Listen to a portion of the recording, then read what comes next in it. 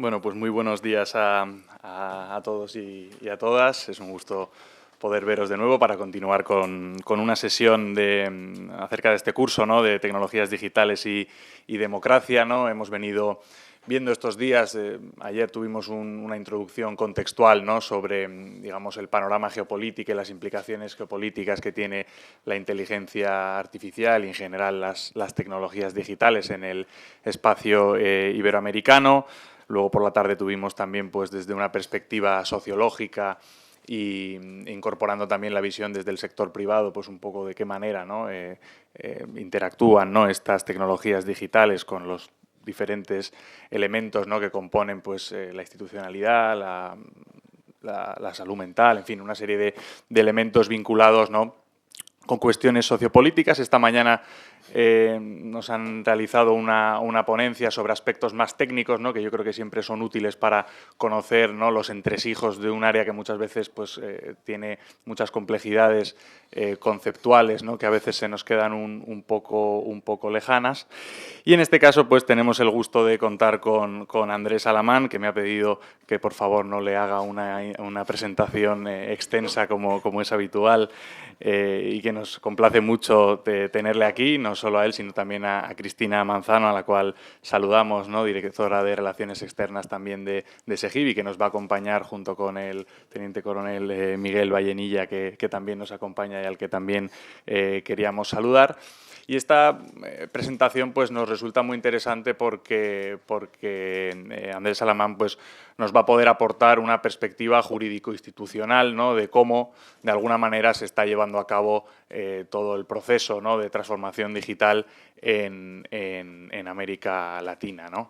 Si bien no vamos a ahondar en la trayectoria, ¿no?, del señor Alamán, sí que creo que es importante, ¿no?, destacar que como secretario general iberoamericano de la SEGIB, puesto que ocupa desde el 8 de febrero de 2022, pues han desarrollado y han llevado a cabo y ha promovido el organismo que él dirige, la Carta Iberoamericana de Principios y Derechos en el Entorno Digital, ¿no?, que es un documento consensuado por 22 países iberoamericanos, creo, ¿no?, entre los que se incluyen España, Portugal y Andorra, que de alguna manera, pues, es un documento, digamos, no vinculante jurídicamente, pero con aspiraciones de alguna manera servir como apoyo para la implementación de políticas públicas en materia de tecnologías digitales, ¿no? Esto es precisamente lo que nos va a hablar el secretario general, no solo la naturaleza y objetivos de esta carta, sino también su propia implementación y el seguimiento que se viene haciendo, porque ya creo que ya han pasado 2 años, ¿no?, desde que se firmó la carta.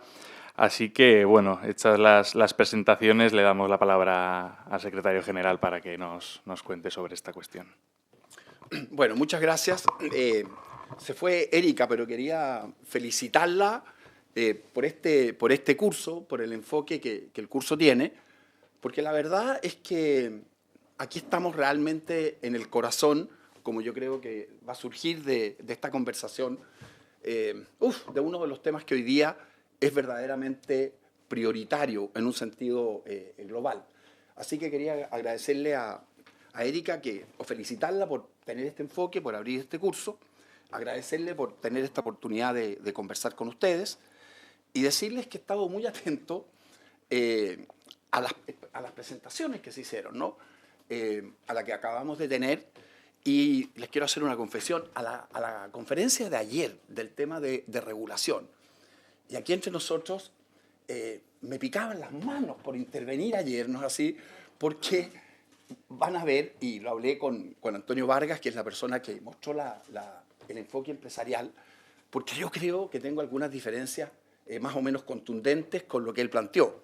Entonces siempre en el afán del fair play, le dije que iba a hacer estos comentarios, le pregunté si iba a estar acá, me dijo que no, entonces yo le dije, bueno, entonces yo estoy autorizado para ir adelante, porque obviamente que le advertí, porque no está bien eso de argumentar con una persona que no está presente. Pero bueno, eso tiene que ver con un sentido de fair play. Entonces, ¿qué es lo que voy a hacer? Voy a pasar por la carta y no me voy a detener tanto en la carta, porque donde quiero hacer el corazón de nuestra conversación es el tema de la regulación. Porque la carta aterriza en la regulación. Dicho en simple, la Carta es para ser regulada. Y en consecuencia, la Carta, como quien dice, separada de los desafíos de la regulación, queda como una especie de ejercicio abstracto, y eso es justamente lo que no quiere ser. Entonces, en esta misma línea, entre paréntesis, aquí hay ciertas cosas de concepto. A mí me gusta hablar de revolución digital, más que de transición, porque son cosas distintas. Y yo hago un ejercicio que no está mal. Cuando uno quiere definir de una manera un concepto, no es mala idea ir al diccionario, no es mala idea ir a la RAE, ¿no? Y fíjense que si uno entra ahí y pone revolución, lo primero que sale es como la Revolución Francesa, ¿no? El asalto a la Bastilla. Pero si uno va un poquito más abajo, el diccionario define revolución, fíjense que bien lo hace, como un cambio rápido y profundo en cualquier cosa, incluida la tecnología, la ciencia y la cultura. Por lo tanto, yo creo que calza absolutamente perfecto. Y después, ¿qué es esto de la Carta? Miren, la Carta es uno de los documentos que aprueban en la comunidad iberoamericana el organismo máximo, que es la cumbre, que está integrada por las jefas y los jefes de Estado de los 22 países. O sea, desde el punto de vista de la jerarquía, es el más alto que la comunidad tiene. Desde el punto de vista del contenido, aunque esto por supuesto no está reglamentado, pero es una cosa de sentido común, solamente hay cartas respecto de temas muy importantes. O sea, no queremos que la comunidad tenga una especie de festival de cartas, porque entonces se pierde el foco en lo que se quiere. Y lo tercero, que es importante, voy a ir un segundo más a esto, las cartas no son, como los tratados, jurídicamente vinculantes. Entonces no son exigibles, como quien dice, desde un punto de vista jurídico. Pero como voy a explicar, si uno dijera, mira, un texto meramente declarativo es 0 y un texto vinculante, jurídicamente obligatorio es 10, yo pondría la carta, no sé si entre 4 y 6, por así decirlo. Una horquilla entre 4 y 6. Me estoy anticipando a lo que iba a decir. ¿Por qué?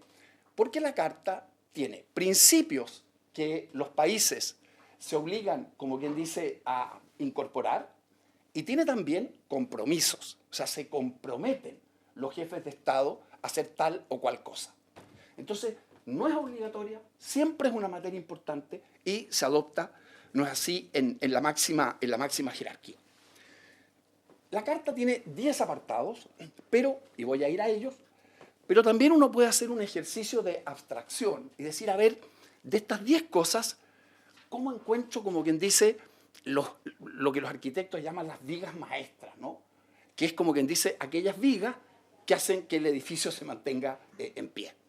Entonces yo detecté aquí, o hemos construido, 5. Mira, el primero es que la carta es bastante singular. ¿En qué sentido singular? Es que es un enorme esfuerzo en tiempos muy convulsos, donde cuesta encontrar acuerdos entre los países en cualquier cosa, para avanzar en esta carta que ya hemos definido. Y eso es un esfuerzo, por una parte técnico, porque hay que ver qué cosas se ponen o no se ponen dentro de la carta. Pero, como vamos a ver seguramente más adelante, es también político. Porque hay una definición política al decir qué aspectos, comillas, técnicos quiero incorporar o no quiero incorporar. Entonces, esto es un éxito, por así decirlo, de la cooperación iberoamericana en este tema. Después, fíjense una cosa, tiene un alcance muy grande, tiene un alcance regional. La comunidad son 22 países, 19 de allá, 3 de acá, 600 millones de habitantes, una tremenda potencialidad, y nosotros no hemos detectado que en otras regiones haya algo parecido. Es decir, que 22 países, o sea, lo que quiero decir es que no hay carta africana de derechos digitales. Yo creo que Europa sí, uno podría decir que hay documentos de esa naturaleza en la Unión, pero en el resto, como les digo, es bastante único y tiene, como les digo, esta idea de amplitud, ¿no? Entonces, ¿cuáles son si estas son las vigas maestras, podrían haber algunos pilares. Y nosotros siempre hemos identificado lo siguiente. Primero, y esto quiero que se lo dejen en la cabeza para cuando entremos al tema de la regulación específica, la Carta está centrada en las personas. Ejemplo, ¿qué significa que esté centrada en las personas? Voy a dar un ejemplo práctico. Supóngase usted que hay un juicio entre una empresa tecnológica, que yo llamo Big Tech o Megatech, que quiere utilizar los datos que, en definitiva, datos de las personas que ellos han acumulado. Y al otro lado del juicio hay una persona que quiere que eso no ocurra porque entiende que afecta su privacidad. Que se diga la Carta que está centrada en la persona significa ni más ni menos que en el evento de ese conflicto el juez, más o menos a igualdad de condiciones, tiene que optar por la persona. Esto es enorme desde el punto de vista de la importancia. Mira, piensa lo que pasa en el derecho de familia. El derecho de familia tiene un principio que se llama el interés superior del niño. ¿Qué tiene que hacer un juez de familia? Tiene que siempre, en caso de conflicto, hacer que prevalezca el interés del niño, ojo con esto, aún contra el interés de los padres. Y eso es legislación, como quien dice, universal. Después, por eso, acuérdense de esto porque esto sí que importa. Después, los derechos tienen que estar o tienen que ser off y online. ¿Qué significa que sean off? Que los derechos que tenemos todos ya garantizados tienen que poder trasladarse al mundo digital. Es decir, si hay un derecho que tengo acá en el mundo no digital y ese derecho también tiene que ver con el mundo digital, lo tengo que hacer extensivo. Pero el mundo digital tiene derechos propios, por así decirlo. El más obvio, o uno de los más obvios, el derecho a la desconexión. Que un trabajador no tenga que estar sometido las 24 horas al día a requerimientos, no es así, por correo de su empleador. Tercero, la Carta en esto tiene una cosa que es muy importante, que es que tiene un concepto de que no hay que dejar a nadie atrás. ¿Por qué esto importa? Porque Iberoamérica, no tanto España y Portugal, es una región muy desigual. Entonces, la desigualdad en el mundo digital se expresa en brechas. Y hay una brecha de mujer, hay una brecha de pueblos originarios, hay una brecha de las personas que tienen menos capacidades económicas. Entonces la Carta dice, ojo, esto sí que hay que tenerlo en cuenta. Y por último, tiene una idea que es como quien dice, estar siempre equilibrando. Y esto está muy bien logrado. Por ejemplo, y este podría ser el cuarto, la Carta es muy, por así decirlo, pro emprendimiento, porque entiende que la inteligencia artificial, entre otras cosas, puede generar un aumento de productividad y eso puede generar desarrollo y eso genera crecimiento y eso alivia la pobreza.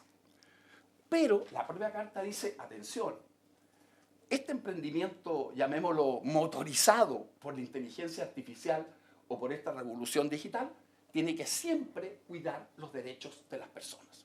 Ejemplo, las plataformas que todos operamos, Amazon, Globo, cualquiera. En todas ellas hay problemas con la gente que trabaja en las plataformas. Porque a las empresas les gustaría que esas personas fueran trabajadores independientes.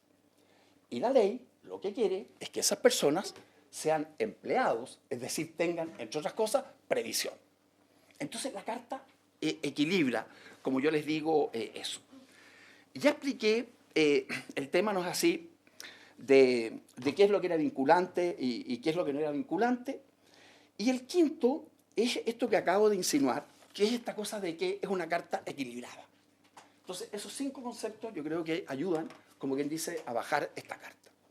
Después, y voy a andar más rápido, porque no quiero que nos quede poco tiempo para, aunque tenemos tiempo, ¿no? Para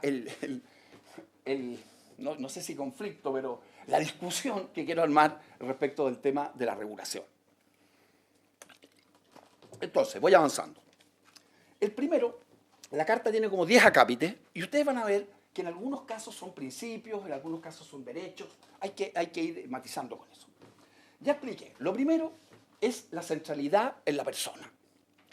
y junto con la centralidad en la persona, que ya de alguna manera hemos visto, está esta idea, ya expliqué lo de los derechos aquí y allá, me paso inmediatamente al segundo párrafo de la carta, que también más o menos le he insinuado, que es esta idea de la inclusión. La idea de la carta es que la revolución digital incorpore a las personas y no deje a nadie atrás. ¿Eso qué significa? Significa algo concreto. Puede haber una persona que no quiera, por ejemplo, atenderse en un servicio público únicamente por vías digitales. Eso pasa, por ejemplo, hoy día con los bancos y la gente muy mayor.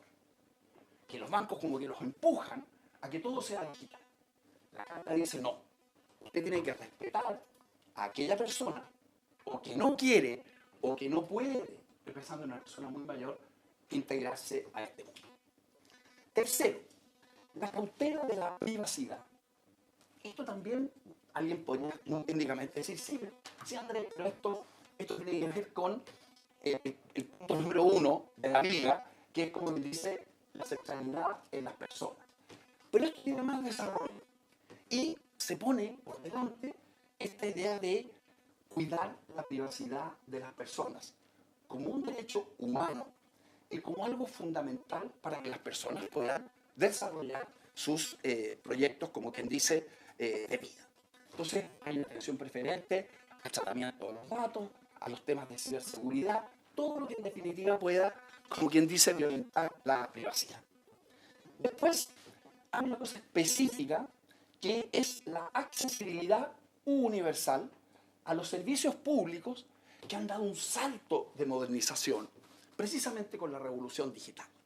Piensen, mira, la carta habla de servicios en salud, de servicios en educación, de cultura. Y en cada uno, piensen, bueno, voy a dar un ejemplo cualquiera.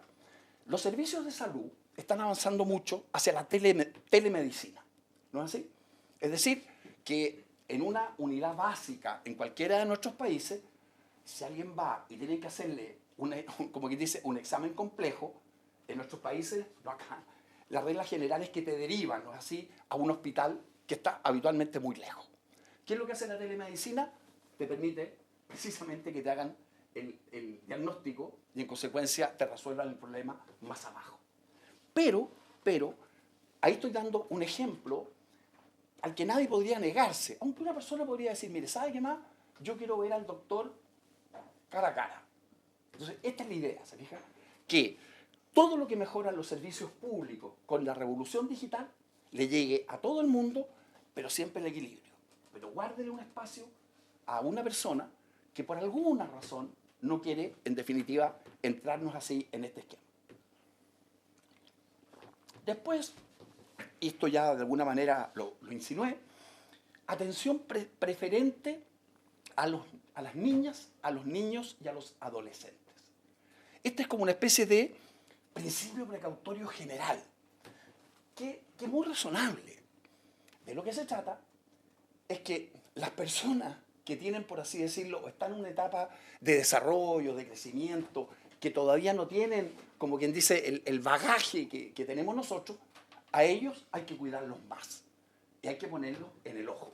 Y ahí imagínate todo lo que pasa hoy día con los temas de acoso, con los temas de bullying, oye, con cuidar, por ejemplo, que los niños no tengan acceso a la pornografía, etcétera, etcétera, etcétera. Entonces, la carta en eso también es muy pionera, porque se anticipa a los problemas que están pasando precisamente por el impacto que tiene la revolución digital en la gente más joven.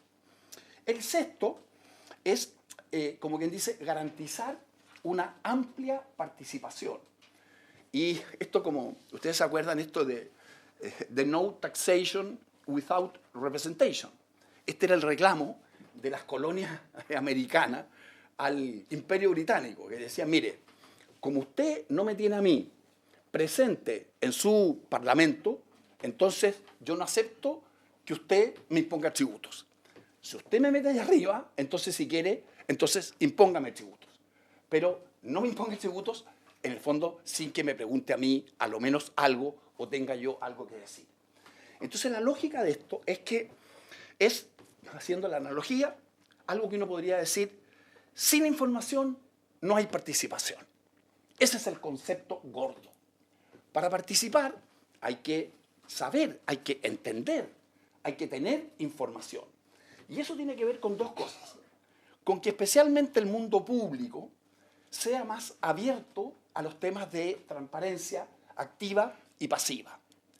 La pasiva es, como ustedes saben, que los ministerios tengan en un portal toda la información que, en definitiva, una persona que se acerque pudiera tener. Pero hay otra que es más profunda, que es decir, mire, si una persona no le basta lo que está en la página web, entonces le pregunta directamente a la autoridad y, ojo, la autoridad tiene obligación de contestarle. Y también en este acápite, aunque, claro, uno piensa, está el tema de la desinformación, que yo entiendo, Erika, no sé si lo tienes en el programa específicamente, ¿no? Bueno, entonces hay también una preocupación por eso. Después, mira, esta carta es muy instalación, utilización del gobierno digital, por una cosa muy simple, porque eso, por supuesto que lo que hemos conversado, ayuda mucho a las personas.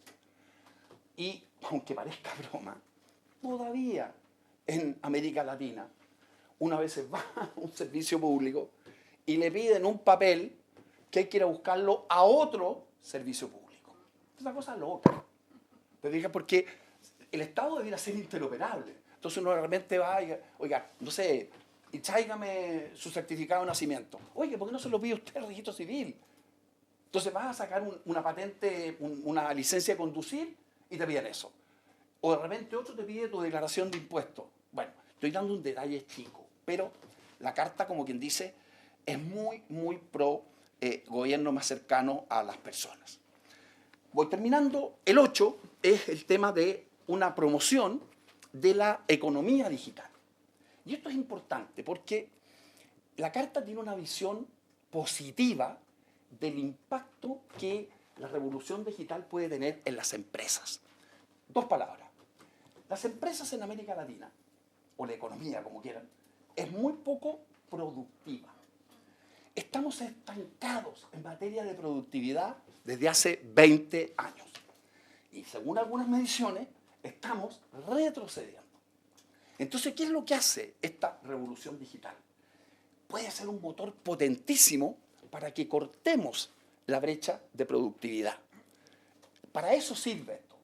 Entonces, imagínense la inteligencia artificial en los procedimientos internos de una empresa. Los va a hacer mucho más rápido. Puede haber una empresa que tenga todo analógico.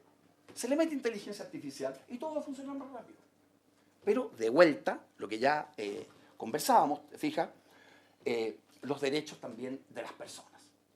Entonces, visión positiva del impacto en la economía, por así decirlo, o sea, alentar una empresa, el emprendimiento, pero como decían, con el otro ejemplo que ya había autorizado, que es,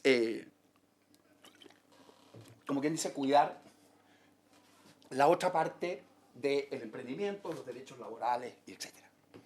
Después, una cosa que también es interesante, y voy a engancharla después al final, que tiene también una aproximación positiva a las tecnologías emergentes. Porque, claro, acuérdense, ¿cómo se llamaban en la revolución industrial los que se oponían? Luditas.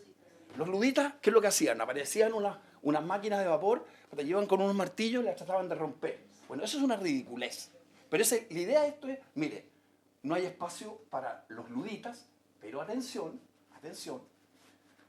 la revolución tecnológica, y particularmente la inteligencia artificial, tiene un rasgo que ayer se mencionó. ¿Cómo se llamaba, Erika? Tenías un sociólogo ayer, súper inteligente. Bueno, él habló de Harari. Hay un libro que se llama Nexus. Bueno, pero al principio de Nexus, ¿qué es lo que dice Harari, que es una genialidad? Dice, mira, la inteligencia artificial es la única tecnología que hasta ahora se ha desarrollado que se puede volver contra los inventores. Es decir, y es cosa de pensar, si la inteligencia artificial, por ejemplo, no tiene control, puede influir en las campañas políticas, puede hacer que la privacidad se termine, o sea, puede encontrar 10 cosas positivas de esta revolución digital y otras tantas negativas. Entonces, ¿qué es lo que hace esta carta? Dice, mire, ojo, aliente aquellos beneficios de la revolución digital, pero no sea, como quien dice, ciego a los efectos dañinos que esa revolución digital puede tener. Pues, otra vez, una cosa políticamente muy equilibrada. Y termino, bueno, con esta idea de que la cooperación iberoamericana es una clave para avanzar. Yo conversaba con... ¿Cómo se llama la persona que está detrás tuyo? ¿Cómo te llamas tú? Paula. Le decía a Paula porque, si ustedes se fijaron en la exposición anterior, cuando se hablaba del Supercomputing Center, la persona que expuso, Marta, ¿no?, dijo quiénes formaban parte de esto. Y decía España, Portugal y la Unión Europea. Y los otros 19 países, ni de apunte. Bueno, eso es un poco así incisivo, que no vería yo así. Bueno, entonces la cooperación aquí es muy importante. O sea, en esto es tan grande que uno a uno no llegamos. Y por lo tanto hay que cooperar.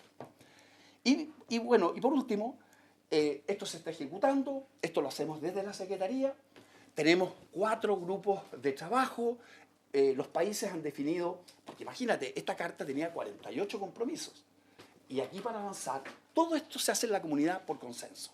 Entonces es súper difícil. Y si hubiéramos intentado implementar todo, estaríamos metidos, ¿no es así?, en arenas movedizas porque no nos podíamos mover.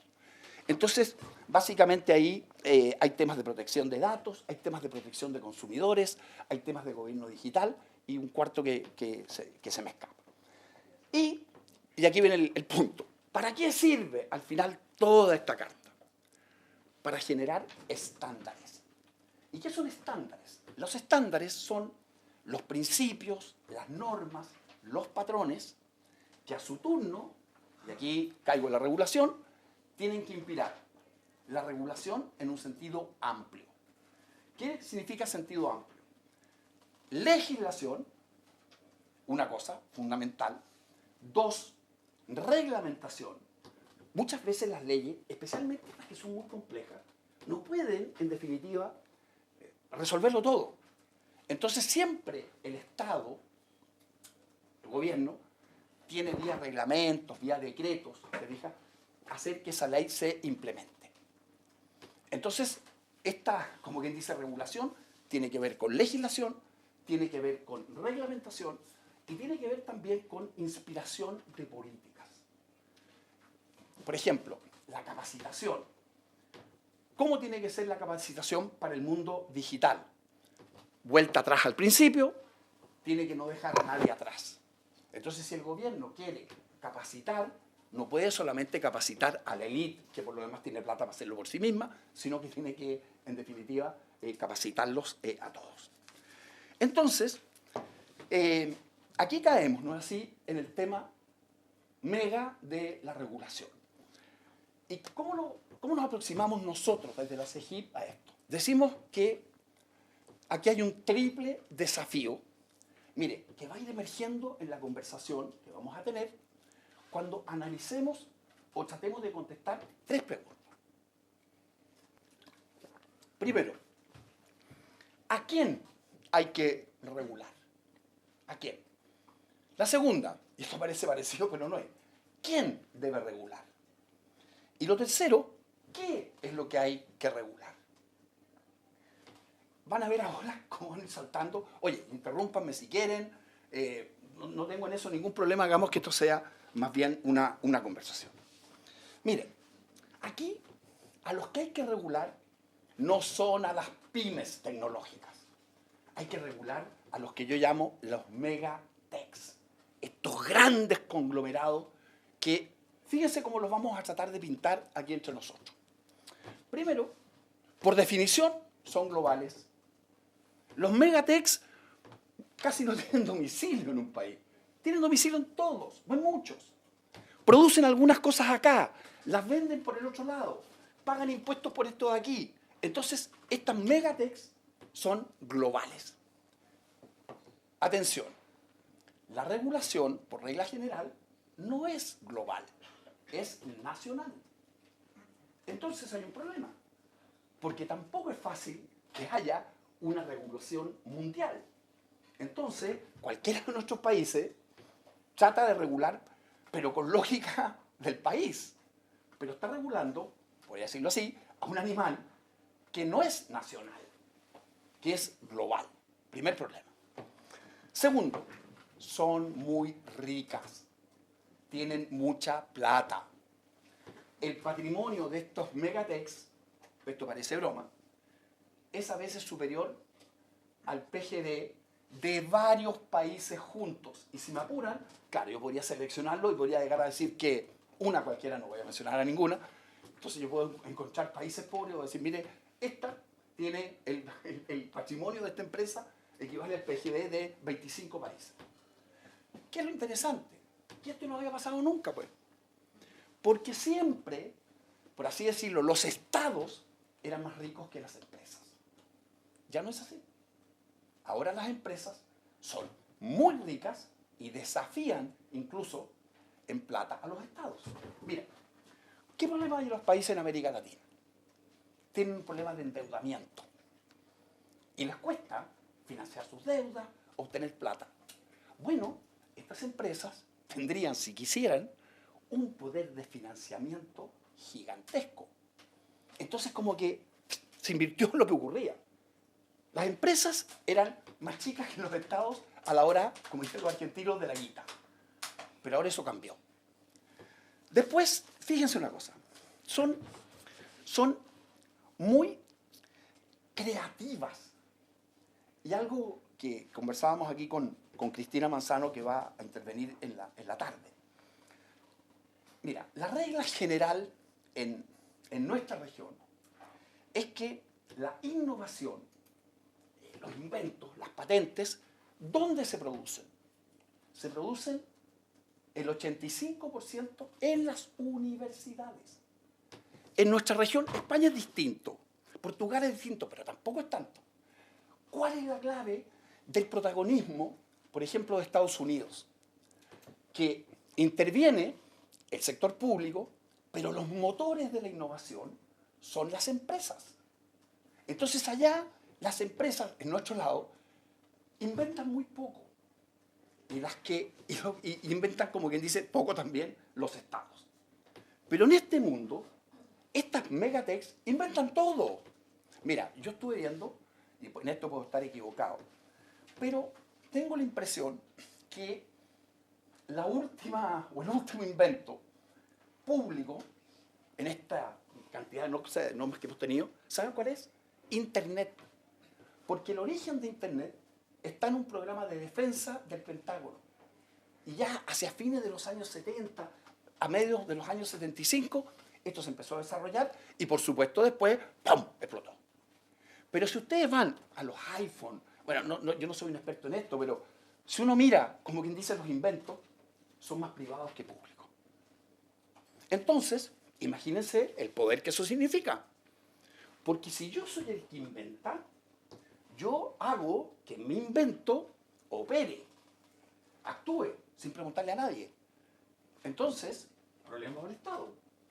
Porque el Estado tiene que regular algo muy potente que no controla, que no conoce y que muchas veces no lo ve venir.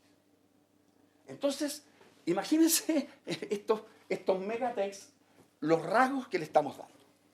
Pero, además, fíjense, desafían un poquito a los estados cada vez más. Hablábamos con Cristina recién del juicio que hay, es Google con Brasil, o Amazon, ¿quién es? O Twitter. Oye, allá hay una pelea grandota, ¿no es así? Entre, como quien dice, el Estado brasileño y una empresa. Explíquenme, por favor, piensen 30 años atrás, ¿qué empresa se habría, pero atrevido a desafiar al gobierno y al Estado? Cero. Y hoy día estas empresas desafían al Estado. Y por último, fíjense una cosa, aquí me costó encontrar la palabra, pero al final quedé con lo siguiente, con que las empresas pretenden cooptar al poder. Entonces, otra vez en el diccionario uno va a cooptar, y lo primero dice una cosa muy rara, dice que Cooptar es la posibilidad que tienen los integrantes de una empresa para llenar las vacantes de la misma. Yo miré esto y dije, ¿qué tiene que ver con esto? Bajé y me encontré con la definición que a mí me gusta y nos sirve para esta conversación. Cooptar, fíjense cómo está dicho, diccionario, es obligar a alguien a que piense de una manera predeterminada. A que piense. 2 más 2. Si yo logro obligar a alguien a que piense como yo quiero, ¿cuánto va a demorar en que actúe como yo quiero? Y esto, entre paréntesis, aquí no hay una cosa como de maldición. Esto lo hacen todas las empresas. Las tabacaleras generaron una narrativa para decir que fumar no era tan grave. Las petroleras hoy día, ¿qué es lo que hacen? Dicen que el cambio climático, sí, pero no es tan importante. Oye, los autos no tienen que ser eléctricos. Bueno, toda empresa genera una narrativa. Y en consecuencia, esa narrativa, en definitiva, lo que hace, no es así, es precisamente generar esa influencia. Ya hemos dicho la mayoría de las cosas, pero como ustedes comprenderán, estas empresas son grandes lobistas, estas empresas financian las campañas, Musk y Trump. Y fíjense una cosa, hoy día le agregan reputación al mundo público. Voy a dar un ejemplo. ¿Quién se acuerda de un dirigente político o un presidente de un país que haya estado en la inauguración de Trump? Cero. Porque no habían invitado. Pero todos sabemos que ahí estaba Bezos, que ahí estaba Musk, y no me sé el resto de los nombres, pero habían los 10 tipos de los megatechs estaban invitados. ¿Qué significa eso? Significa que estas compañías han acercado su trato con el poder político. Y hoy día le agregan lo que uno podría decir es public recognition. Entonces, los políticos les gusta sacarse fotos con Bezos, aunque sea o no en Venecia. Y si no fuera así, yo he sido político, no los invitaría. No los invitaría. Entonces, mira, yo lo que he pintado es, como quien dice, fíjense este animal al que tenemos que regular. Nunca había tenido estas características. Nunca había tenido esta fisonomía, ¿cómo decirlo? Estas fuerzas, estos tentáculos, diría alguien, así que fuera como que tuviera una visión negativa. Pero estamos haciendo una descripción. Pero sí, estos muchachos son los que hay que regular. Nunca lo hemos intentado antes. Nunca lo hemos intentado antes. Punto. Ya. Corro. ¿Quién debe regular? Bueno, obviamente, el gobierno, el Estado. Y aquí, fíjense los problemas que hay. Primero, el Estado aquí se hace trampas a sí mismo. Yo les voy a explicar por qué. Porque hice un ejemplo. Mira, me fui y miré 3 países para ver cómo tenían organizado internamente los países, como quien dice, el approach hacia la revolución digital. Para que nadie diga que esto está mal intencionado. Partí por Chile, que es el mío. Fíjense, ¿quién está metido en esto? Ministerio de Ciencia, Tecnología, Conocimiento y Innovación. Centro Nacional de Inteligencia Artificial. Agencia Nacional de Investigación y Desarrollo. Secretaría de Gobierno Digital. Agencia Nacional de Ciberseguridad y Consejo Nacional de Innovación. Me paso a Colombia, un poco mejor. Ministerio de Ciencia, Tecnología e Innovación. Departamento de Planeación. Ministerio de Tecnologías de la Información y Conocimiento. Superintendencia de Industria y Comercio. Ustedes comprenderán que no vamos a dejar pasar aquí en España. Agencia Española de Supervisión de la Inteligencia Artificial. Ministerio para la Transformación Digital y la Función Pública. Ministerio de Ciencia, Innovación y Universidades. Secretaría de Estado de Digitalización e Inteligencia Artificial. Consejo Asesor de Inteligencia Artificial. Agencia Estatal de Administración Digital. Agencia Española de Protección de Datos. Centro Nacional de Supercomputación, que lo tuvimos aquí. Cuando uno tiene ese enjambre, imagínense para el presidente o el presidente de gobierno que tiene que regular, ¿cómo los pone de acuerdo? Si todos estos se pelean en parte entre sí. tienen fronteras, tienen intereses distintos. Entonces, como quien dice, desde el propio gobierno se han enredado porque esta fisonomía complica mucho a la hora de legislar. Eso ya es suficientemente complejo. Lo segundo es que, como dijimos antes, aquí la legislación es muy compleja técnicamente. Entre otras cosas, porque muchas veces son tecnologías nuevas, que las acaban de inventar. Y al otro lado está el gobierno que las está descubriendo. Pero aquí hay otro problema mayor, que la mayor parte de la regulación es legislativa. Es decir, necesita al Congreso. Y los congresos tienen, a lo menos, yo he sido parlamentario, dos problemas grandes. Primero, están hoy día mucho más, esto daría Erika para otra conferencia, otra conversación, están mucho más fragmentados de lo que estaban hace 10 años. O sea, uno mira cualquier país, dice, ¿cuántos partidos hay en el Congreso? 15. Y el del lado, 20. Entonces, eso ya complica. Pero hay una complicación estructural mucho más grave, que es que los parlamentos no tienen capacidades técnicas para legislar estas materias complejas. ¿Qué le pasa a uno? Mira, tiene que participar en una comisión para una regulación eléctrica. Entonces llega el ministro del ministerio que sea. Llega con 5 asesores. Todos tipos inteligentes, profesionales, buen pagados. Y acá estamos los parlamentarios. Con suerte, un asesor. Y con suerte, un oficial que es como quien dice secretario de la comisión. La simetría es enorme. Entonces, tenemos que legislar, el gobierno se enreda a sí mismo y tiene que interactuar con un poder, porque todos nuestros países son colegisladores, que tiene, como quien dice, este problema. Entonces, se fija, aquí tenemos, y aquí quiero detenerme, ¿no?, en lo que hablábamos y lo que yo decía que ayer me picaban las manos por intervenir, ¿no? Porque Antonio se llama Vargas, ¿no? ¿El de Amazon? ¿Antonio? Antonio dijo lo siguiente. Puso ahí una lámina y yo, por supuesto, la copié. Si hubiera sido más diestro, le habría sacado una foto, pero bueno. Entonces, fíjense, dijo, y él representó perfectamente bien al mundo empresarial. Dijo, los empresarios, léase a los que hay que regular, quisieran que la regulación fuera de 3 maneras. Primero, dice que sea pro innovación. Está bien, no hay mayor problema. Después dijo que fuera de largo plazo. Ahí estamos más difíciles, porque si esto va tan rápido, es muy difícil que la legislación sea de largo plazo. Pero agregó un concepto que es el que yo quiero compartir con ustedes. Dijo, la regulación tiene que ser el producto de una alianza entre el sector público y el sector privado.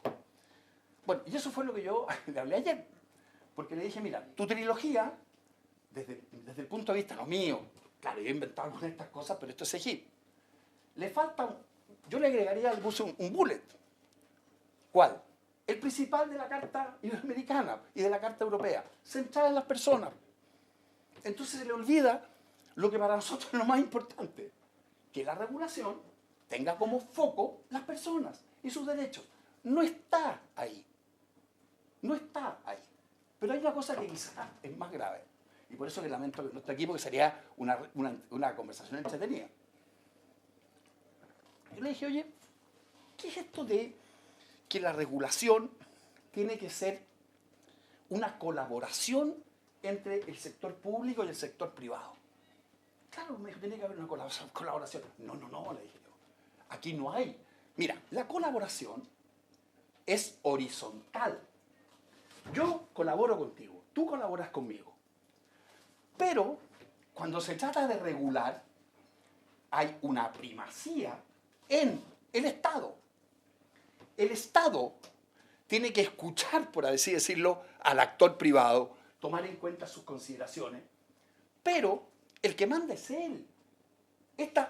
Ellos quieren una relación horizontal. No, pues, si la relación correcta es vertical.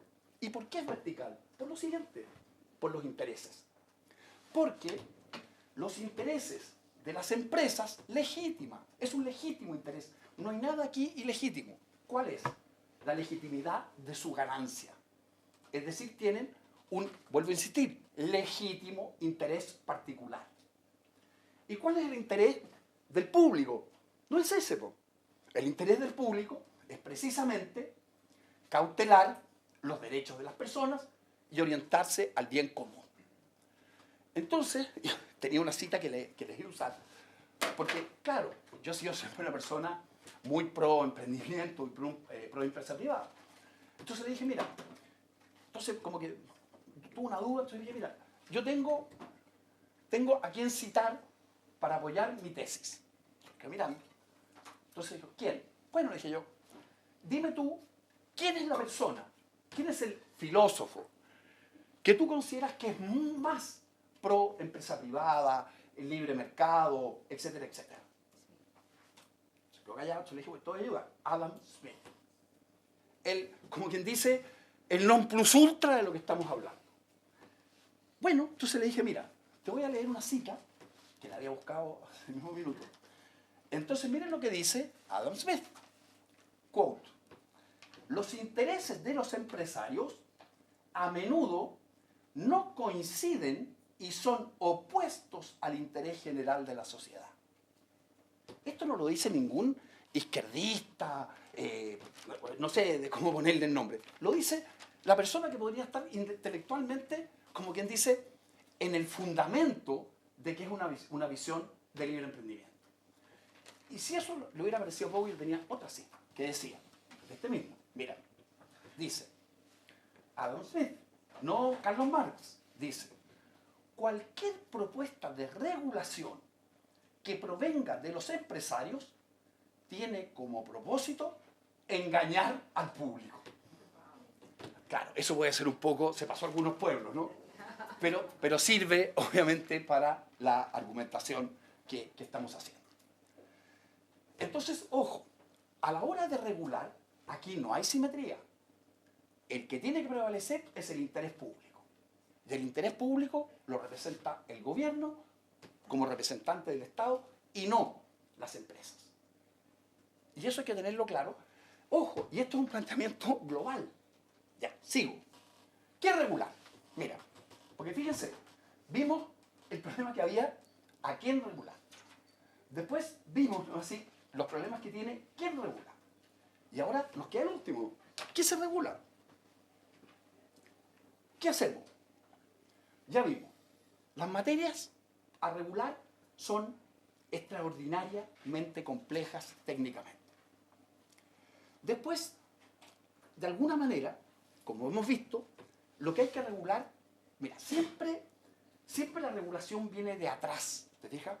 O sea, primero surge una tecnología, primero surge un invento, y después vienen los reguladores, pero no es que se... O sea, voy a expresarme mejor. No se puede regular lo que no existe. Tengo que regular lo que existe.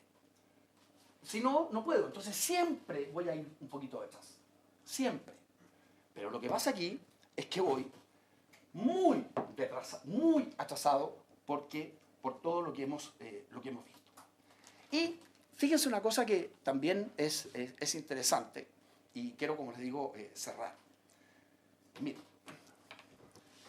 ¿cuál era el foco principal, como quien dice, de la regulación antes de esta revolución que estamos viviendo? ¿Qué se regulaba? Se regulaba una industria, la pesca. Se regulaba otra, la minería. Se regulaba un servicio, la banca. Es decir, la regulación tenía, por así decirlo, un foco sectorial. Y por eso que habían regulaciones distintas. La regulación de la minería no es la regulación de la banca, porque son distintas. La de la pesca no tiene que ver con la ambiental, aunque hay alguien podría decir que hay un punto de conexión. Pero fíjense lo que pasa ahora. ¿Qué estamos regulando? Estamos regulando no una empresa, no un sector, no una actividad. Estamos regulando un fenómeno que influye en todas las actividades. En todas, porque la inteligencia artificial afecta al ejército, afecta a las empresas tecnológicas, a las pymes tecnológicas, a las industrias, de lo que quieran, a las universidades, a todo. Es decir, nunca la humanidad tuvo que regular algo que es como quien dice, no sé cuál es la palabra exacta, no la encuentro bien, pero que es como extendida, es como transversal. Entonces, como que antes tenía que regular, por así, si uno pudiera pensar en niveles, regular aquí, la pesca, la minería, la banca, la universidad, whatever. Se acabó. Ahora tengo que regular acá arriba. Porque esta inteligencia artificial afecta a esta, afecta a esta, afecta a esta y afecta a esto. Nunca había ocurrido eso. Nunca ha existido una regulación de un, no sé cómo ponerle, fenómeno con estas características. Y ojo, alguien va a decir entonces, bueno Andrés, pero está claro lo que hay que hacer. Hay que regular mundialmente. Ah, perfecto. Qué fácil, ¿no? ¿Cómo regulamos mundialmente? Vamos a Nueva York y le decimos al secretario general de Naciones Unidas que regule al mundo. Entonces, imagínense la complejidad que tiene esto. Esto sí que es potente. Ya era potente que las empresas fueran más ricas que los estados. Pero ahora tenemos un desafío, ¿cómo decirlo? Intelectual. Esto no había ocurrido nunca. Y curiosamente, yo por lo menos cuando leo estas cosas, varias de las cosas que estamos compartiendo aquí no aparecen en ninguna parte. Y son obvias. Yo no creo que la CEGIP haya inventado algo para ganarse un premio Nobel de algo. Simplemente sentido común, atención, conversación, escuchar, leer lo que haya que leer. Pero este enfoque, cada vez que me equivoque, como digo, no sé cómo decirlo, tan como holístico, por lo menos no lo veo. Termino. Entonces, ¿qué hay que regular? Mira, aquí tenemos que recurrir a Hipócrates. Hipócrates es no sé si creo que es griego, ¿no? Puedo estar equivocado, pero que es como el mentor de los médicos. Y el principio de Hipócrates es, a los médicos, lo primero es no dañar. Mire, si usted quiere operar a alguien, asegúrese primero que no le va a hacer un daño mayor que el que usted quiere resolver. Entonces hay que aplicar el principio de Hipócrates a la regulación. ¿Y decir qué? Decir, hay que regular, escuchen esto, todo lo que pueda producir daño. Entonces van a decir, ¿a qué? Y yo contesto, daño a las personas, en ese orden, daño a la sociedad y daño, como quien dice, al mundo. Y ese es el único parámetro conceptual que yo creo que tiene que inspirar esta legislación. Porque nunca vamos a poder, como esto pasa todos los días, ¿te fijas? Yo he estado ahí cuando uno tiene que resolver qué ley mandar al Congreso, ¿te fijas? Entonces uno dice, ¿por dónde me voy? ¿Cuán grande tengo que ser? ¿Cuán preciso? ¿Qué le dejo a los gobiernos para que reglamenten? ¿Y qué le dejo al Congreso? No es así para que legisle. Entonces, esas son cosas que todas uno las está como quien dice, uno está en la sala de máquinas y está pensando en esto. Pero esto es mucho más complejo. Es mucho más complejo. Es el desafío regulatorio. Mira, siempre ha habido regulación. Siempre. Desde el Estado-Nación hay regulación. Legislativa, no legislativa, a cargo de un monarca. Esto ha existido siempre. Pero esta, con las características que estamos viendo, de a quiénes hay que regular, quién tiene que regular y qué tiene que regular, es completamente nuevo. Entonces hay que irse por el lado del daño. Esta actividad, este invento, esta empresa, esta iniciativa, ¿daña a las personas? ¿Puede dañar a las personas? Regulo. ¿Puede dañar a la sociedad? Erika, estoy pensando en lo de la democracia. La inteligencia artificial, yo entiendo que hay un panel de eso, y la desinformación puede impactar en los procesos electorales. Y si impactan los procesos electorales, impacta la democracia. En consecuencia, daño a la sociedad. ¿Te fijas? Y uno también, si quisiera, aunque ya es más difícil, podría decir, cuando yo encuentro algo que daña a todos por igual, tengo que encontrar una manera de meterle mano. Termino. La autorregulación, que ayer se planteó también, olvídense, Ese es un cuento chino. Aquí no hay autorregulación. Porque las empresas, entre paréntesis, por las características que tienen, son de una voracidad infinita en esto. Entonces, la autorregulación, que Antonio como que lo sugirió ayer, después no insistió, olvídese, esa no es la opción. Entonces, lo que tenemos que hacer es regular de alguna manera de esta forma. ¿Te fijas? Mira, si regulamos bien, fíjense lo que puede pasar. Puede haber un impacto en la prosperidad, puede haber un impacto positivo en la forma que la sociedad opera, en las capacidades que tienen las personas. Entonces uno puede imaginar un escenario, llamémoslo positivo. Pero como siempre estamos pensando en el equilibrio, también uno puede pensar en el escenario negativo. Entonces la prosperidad ya no es para todos, la prosperidad es para las big techs. Y, en definitiva, la democracia puede tener problemas. Yo no puedo decir, ni puedo ni siquiera imaginar lo que sería para todos que o no hubiera regulación o que reguláramos mal. Pero a mí me huele que eso no sería un buen resultado. Que ahí vendríamos para atrás. Si regulamos bien en este desafío que nunca ha existido, yo creo que puede ser un verdadero push o un lift para muchas cosas. Si regulamos mal, no me atrevo a decir qué sería. Algunos dirán, como Hobbes, va a volver el hombre a ser el lobo del hombre. Otros dirán, va a haber anomia. Aquí cada cual va a hacer lo que quiera. Otros dirán, los gobiernos van a estar cooptados por grupos. Bueno, uno puede inventar el apocalipsis que quiera. Bueno, hasta aquí me he extendido mucho más de lo que quería. Así que...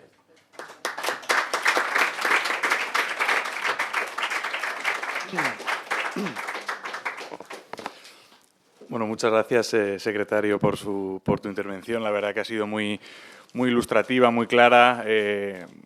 Sobre todo la primera parte referente a la Carta Iberoamericana, yo creo que nos ayudó mucho. Pero quedó atrás, al final, con la regulación, la Carta quedó más... Pero yo creo que ha sido muy útil por además el aterrizaje, ¿no?, que tiene la Carta y la prioridad, ¿no?, por defender los derechos de las personas, y además lo ha sido acompañando de una serie de ejemplos, ¿no?, que a todos pues, nos suscita interés y que nos vemos muchas veces representados. Mira, ¿no? Déjame interrumpirte con eso.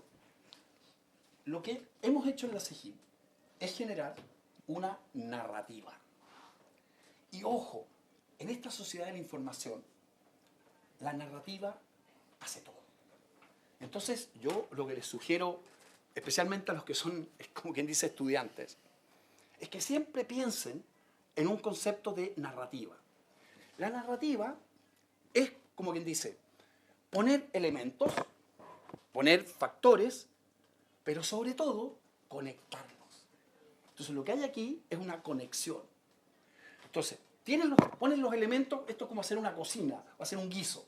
Primero pones los elementos que hay, después los conectas y después generas una racionalidad que no tiene por qué ser explícita. Mira, te voy a dar un ejemplo. Yo genero una narrativa en que digo que el lucro es malo. ¿Qué estoy diciendo? Que la ganancia de las empresas es mala. Entonces, fíjense lo que es una narrativa, lo que hace una narrativa. Yo digo, el lucro perjudica, ¿no es así?, a la sociedad, avala el egoísmo, hago todo un cuento con eso.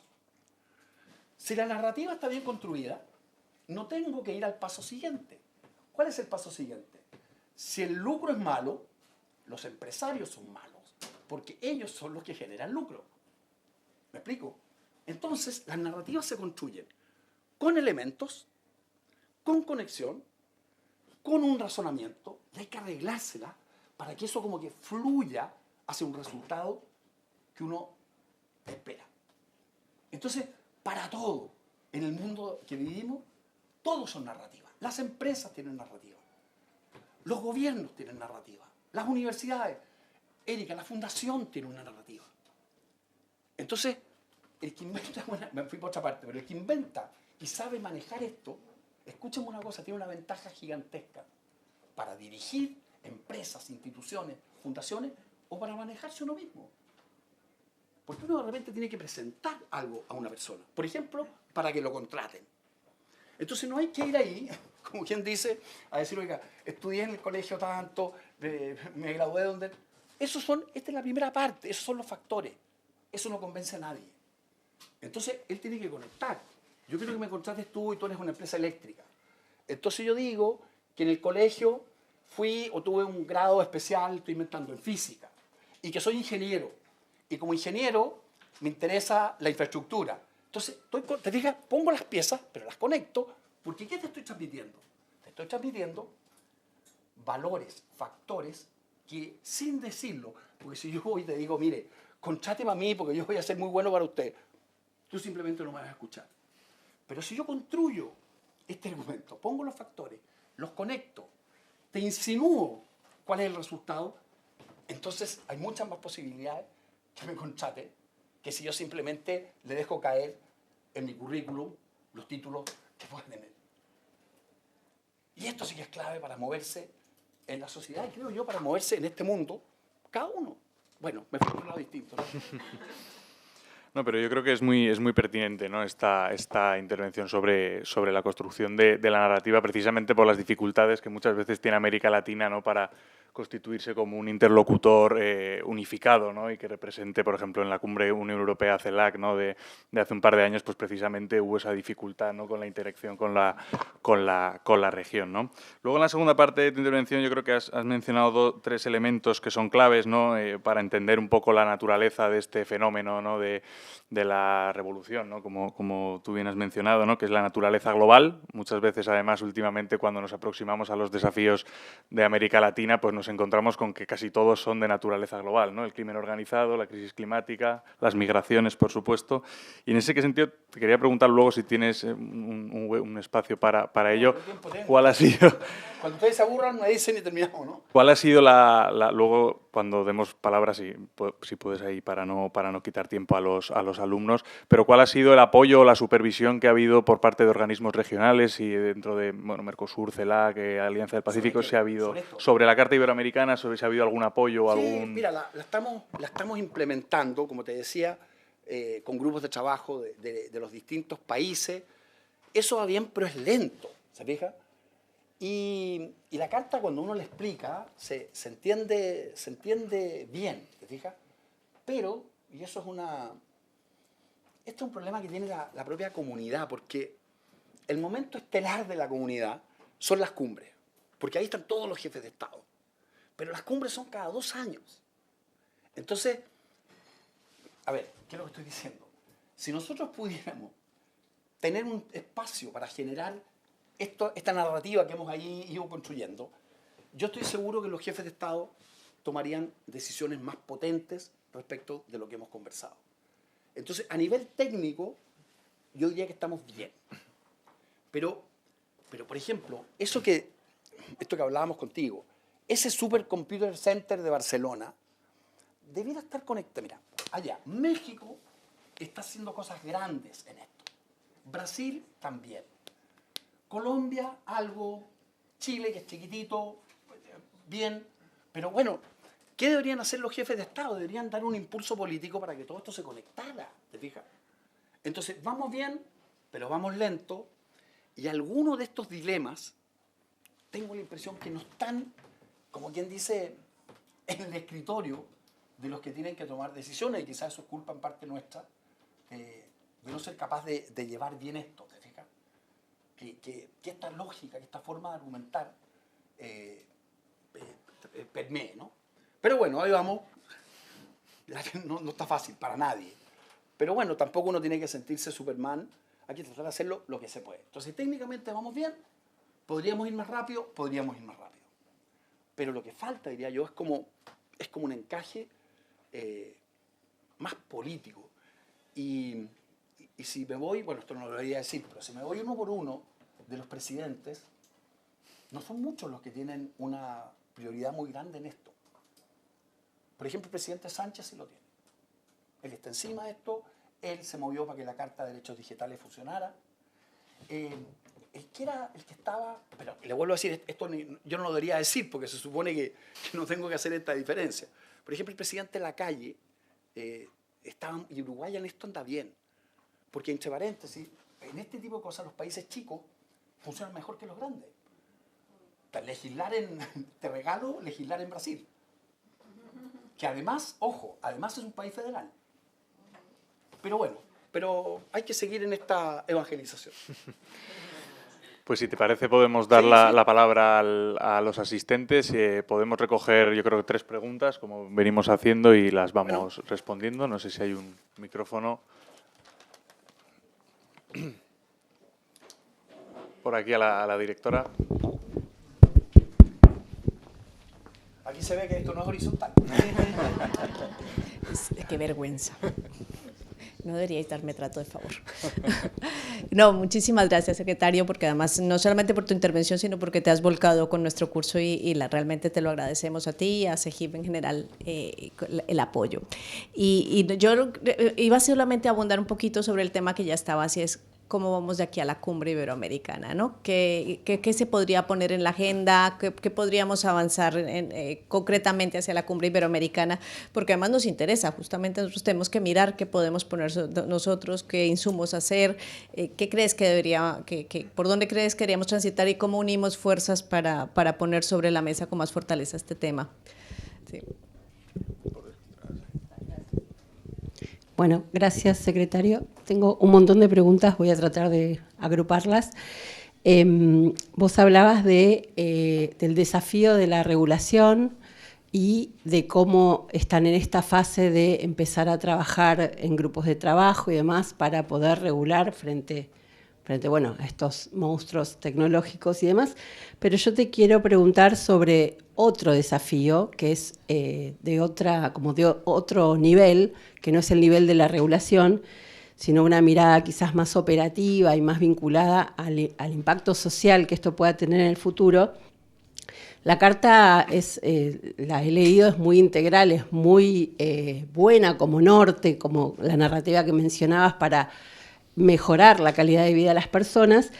A mí me resuena preguntarte en 4 aspectos. ¿Cómo se incorporaría un proceso de participación ciudadana a estos 10 pilares o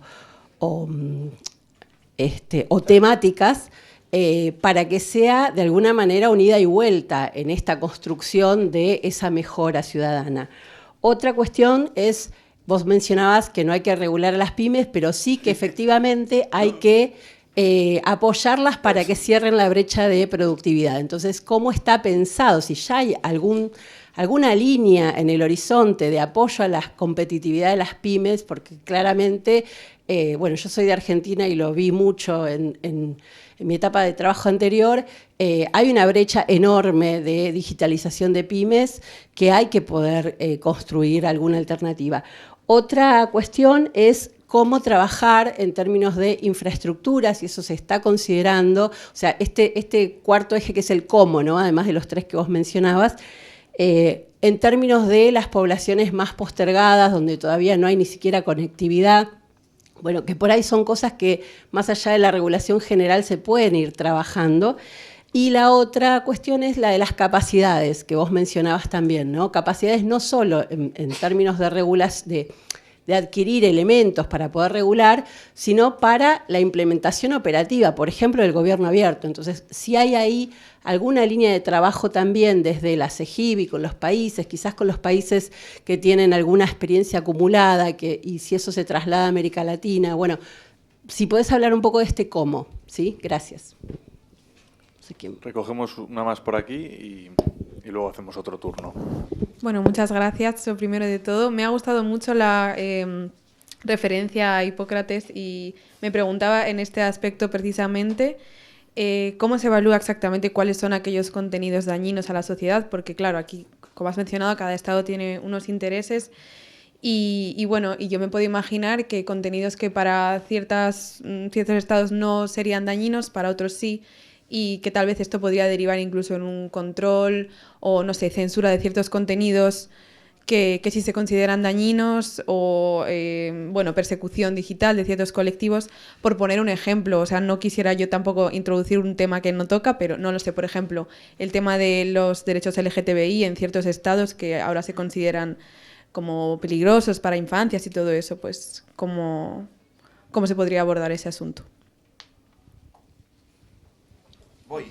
Mira, voy a ir de atrás para adelante, ¿no? Para dejar a Erika al final y tratar de ver no va a haber mucha diferencia en lo que yo voy a decir con lo que intuyo que Erika piensa. Pero mira, efectivamente el tema de los daños tiene que ser un principio general, ¿te fijas? Pero sí uno puede hacer una aproximación, que es, y mira cómo, volvemos a lo mismo, mira cómo las cosas se conectan. Nosotros decíamos al principio de la carta que tenía que estar centrada en las personas. Y después decíamos que de alguna manera centrar en las personas era ver sus derechos. Entonces, una manera de aproximarse a, como quien dice, los daños es súper simple. Dígame si esta acción daña, entrava, obstaculiza el ejercicio de un derecho. Si haces eso, ya diste un paso muy grande. Entonces, cuando llegue el tipo a legislar, están los parlamentarios, está el ministro, no es así, y alguien deberá decirle, oiga, esta legislación que usted está haciendo, ¿qué daño quiere evitar? Porque uno incluso podría decir que si no hay, estoy extremando el argumento, que si no hay un daño, hay que ver si se justifica regular o no, porque hay muchas cosas que regular. Lo que sí tengo que regular enormemente es el daño de los derechos. Y ahí vienen los daños, como quien dice, a las personas vulnerables, a todo lo que tiene que ver con, como quien dice, reconocimiento de las distintas expresiones sexuales y lo que sea. Entonces, eso es lo primero que yo haría. Y después, uno podría pensar en un segundo nivel, que es como quien dice, mirar estos otros beneficios, ¿te fijas? Que todos queremos que esto genere. Entonces, ahí me puedo saltar, por ejemplo, a la actividad empresarial. Entonces, de pronto, la regulación de la actividad empresarial daña, ¿te fijas? Mira lo que voy a decir, lo daña. Entonces ahí tengo que hacer lo que diría Draghi, que hizo el informe de productividad de la Unión Europea. Entonces, ¿qué es lo que dijo Draghi? Él razonó al revés como estamos razonando nosotros. Miró y dijo, todas estas regulaciones están matando a la innovación en Europa. Conversábamos con Cristina, hay un índice para quien le interese estas cosas, que hay que buscarlo en la Kennedy School of Government. Son 25 países. Entonces, pusieron de 1 a 100, esos son los puntajes. Mira, es espectacular, porque mire todas las expresiones de tecnología, de distintos, mira, inteligencia artificial, superconductores, mira, no soy capaz ni siquiera de reproducir. Resultado, primero, Estados Unidos, 84 de 100. Segundo, China, 64. Por ahí tengo los números exactos. La Unión Europea, 41. 41. España está, bueno, no lo voy a encontrar, pero mira, España tiene, la Unión Europea tiene 41, ¿no? Está como al medio.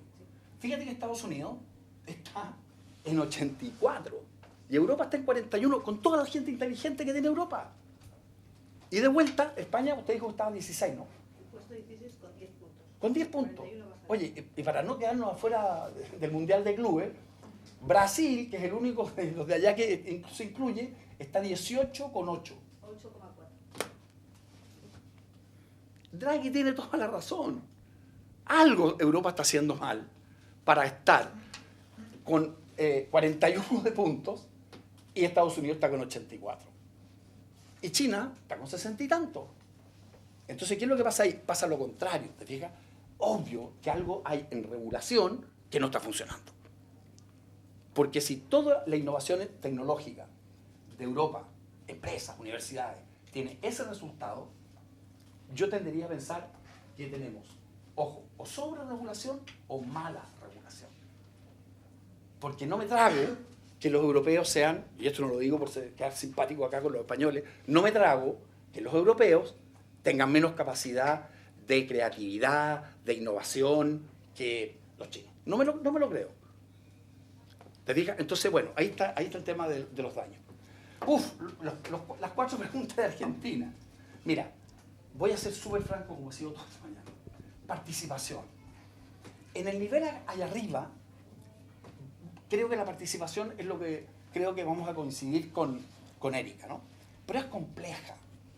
Porque no es fácil incrustar, cuando tú estás tratando de incluir, te fijas, a los presidentes, a los jefes de Estado, no es fácil encajarle ahí una participación que sea efectiva. Entre otras cosas porque aquí hay un eterno problema, que es cuando quiero generar participación ciudadana, ¿a quién invito a participar? En un sistema político te invitas, para bien o para mal, a los partidos. Pero ¿cómo sé a quién tengo que llamar para los efectos de generar participación ciudadana? A la agrupación de ONGs del país, a unos y no a otros. Entonces, lo que quiero decir es que arriba es difícil, pero sí se puede generar, y hay países que lo están haciendo a nivel nacional. Y, por ejemplo, y nosotros en eso estamos, todos los procesos de innovación ciudadana abierta ayuda una enormidad. Viene un ministerio y dice, concurso de innovación abierta para mejorar la atención de los servicios de salud. ¡Pum! 100 ideas. 100 emprendedores salen. Inventan cosas. Entonces se puede hacer, como quien dice, hacia nivel local. Expliqué mal lo de las pymes. Yo lo que quise decir, y lo expliqué mal, era que, a ver, las pymes no están desafiando al gobierno central como las big techs. Entonces yo decía, preocupémonos de los perros grandes. Pero a todas las pymes hay que ayudarles y hay muchas cosas que se están haciendo. Por ejemplo, en términos de capacitación, en términos de... Mira, hay por ejemplo un programa que hicimos nosotros mismos, con no sé qué país, no se me olvida, pero que teníamos una especie de kit digital para las pymes, que partía por una especie de autoevaluación. Entonces había un cuestionario súper bien hecho, que lo primero que decía es, mire, vea si hace esto, estoy inventando, vea si tiene digitalizada su contabilidad, vea si tiene... Entonces, ahí hay mucho que se puede hacer, pero se está haciendo. Se está haciendo. Y por lo tanto se podríamos así hacerlo más. Lo mismo con capacidades. Fíjate que nosotros tenemos, con la Organización de Jóvenes Iberoamericana, hicimos un curso para 6.000, claro, uno podría hacerlo mucho más, como quien dice, para 6.000 jóvenes talentosos con proyección. Mira, creo que tuvimos 40.000 solicitudes porque presentamos ese curso. Entonces, mira lo que son las cosas. Hoy día, la propia digitalización más inteligencia artificial hace mucho más fácil capacitar. Antes la capacitación era presencial. Entonces, cada vez, oye, aquí hay una universidad, ¿no? Hay universidades que están expandidas en toda la región, que son simplemente, bueno, la de acá, pues, que son, la Pelayo no es muy digital. Entonces, lo que quiero decir es que la propia digitalización sí que te puede ayudar para capacitar, como quien dice, across the board. Se me quedó una, la tercera, ¿qué tenías? La brecha de infraestructura. Ah, bueno, mira, es que ahí tenemos dos problemas, porque tú pusiste el dedo en la llaga. Si uno mira los países nuestros, esto de la España vacía, por ejemplo, sirve. Tú miras los países, mira, entre paréntesis, nuestra región está muy urbanizada. En América Latina como que las ciudades han crecido mucho, que son otro problema. Entonces te quedan las zonas, como quien dice, distantes. Y efectivamente ahí hay una mala atención. Claro, por ejemplo, si la región invirtiera, y acá hay una empresa que podría ayudar mucho, que se me pasa, si la región invirtiera en satélites, eso podría ser muy potente. Y esto anda súper rápido. El propio Musk tiene un cuento grande con esto. Pero tenemos un problema, yo te diría, con la infraestructura básica. Yo de esto no sé tanto, pero hay que preguntarle a la gente a Telefónica, a las empresas que están en esto. Pero yo hasta donde entiendo, el déficit que tenemos en infraestructura básica es muy alta. Entonces tengo la impresión de que hay que ir, como quien dice, a dos manos. Una especie de infraestructura, como quien dice, mira, por ejemplo, esto sí lo sé. En la región estamos creciendo enormemente en energías, no es así, renovables. Que entre paréntesis, tampoco mucha gente lo ve, pero aquí tenemos una oportunidad tremenda. Los datos, la inteligencia artificial, necesitan una cantidad de energía infinita. no tengo la cifra, pero es enorme. Es decir, mientras más avanza la revolución digital y más avanza el procesamiento de datos, más energía necesitas. Pero ¿cómo tiene que ser esa energía? Esa energía tiene que ser limpia y mira, tiene que ser cercana. Porque ¿cuál es el problema con la energía? Que cuesta mucho transportarla. Porque no hay sistemas de almacenamiento. Todo el invento del hidrógeno verde, que podría ser genial, bueno, pero el hidrógeno verde hay que llegar al puerto, hay que ¿cómo se dice? Nunca sé cómo se dice eso. Bueno, pero transformarlo en líquido, ¿no es así? Y tiene que llegar a un puerto aquí, no es así en Europa, y tiene que hacer el proceso interno. Entonces, ¿qué es lo que va a empezar a pasar? Que las empresas grandes van a ponerse cerca de los lugares donde se genera energía. ¿Te fijas? Entonces, ahí también hay una oportunidad. ¿Y por qué me acordé de esto? Porque fíjate que el problema que hay en la región, y yo creo que en España es igual, pero no sé, España tiene una red de carreteras demasiado buena. Pero ¿qué pasa en la región? Por ejemplo, Chile y Argentina tienen mucha energía al sur.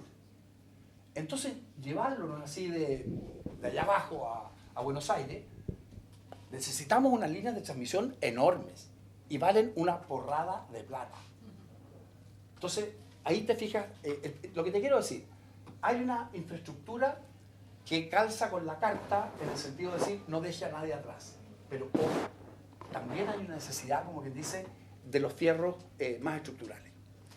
Y mira, y Erika hace un punto muy, muy correcto, que es lo siguiente, es que hay que lograr entre las fundaciones como la tuya, las universidades, instituciones como la propia CEGIP, como el resto, y tenemos que generar una suerte de planteamiento que de alguna manera pueda ser acogido por, como quien dice, el organismo más alto que tenemos en la comunidad.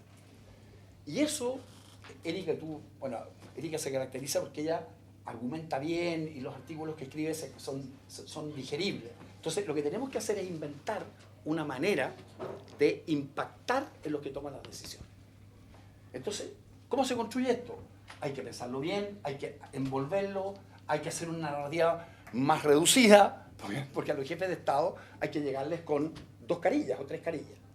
Pero sí podemos generar, como quien dice, un ecosistema intelectual para estas cosas ponerlas, ¿te fijas? Y ponerlas de una manera que no le hagan, o sea, lo que necesitamos es que le haga sentido a los que mandan. Y no siempre lo que tienen en la cabeza los presidentes es lo que tenemos en la cabeza nosotros. Pero ahí también hay que ser lo suficientemente inteligente para persuadir, ¿te fijas? Para persuadir en el buen sentido. ¿Y eso qué significa? Mostrar las cosas bien. Y hay que construir, tomar estos argumentos, tomar las necesidades y al final del día, mira, una cosa que yo he aprendido con la práctica, ¿no? Yo estaba como a 2 lados del mesón, en el Congreso y en el gobierno.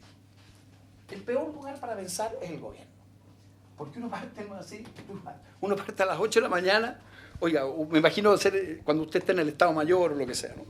Porque partes a las 8 de la mañana, terminaste a las 7 y tuviste que ver, no sé, a 12 personas, de las cuales 6, como diría un argentino, te propusieron pavada, y los otros, bueno, y los otros, o si no, te hacen una cosa terrible, que llegan y te ponen un tremendo problema. Y después se van.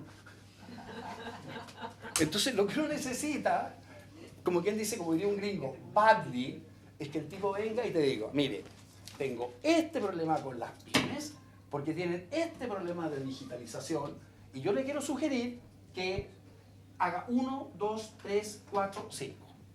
Entonces ahí la angustia desaparece un poco. No mucho, pero un poco. Eso es lo que tenemos que hacer. Tenemos que hacer eso y tenemos que decirle, te fijas, cosas que hagan sentido y que generen diferencia. ¿Te fijas?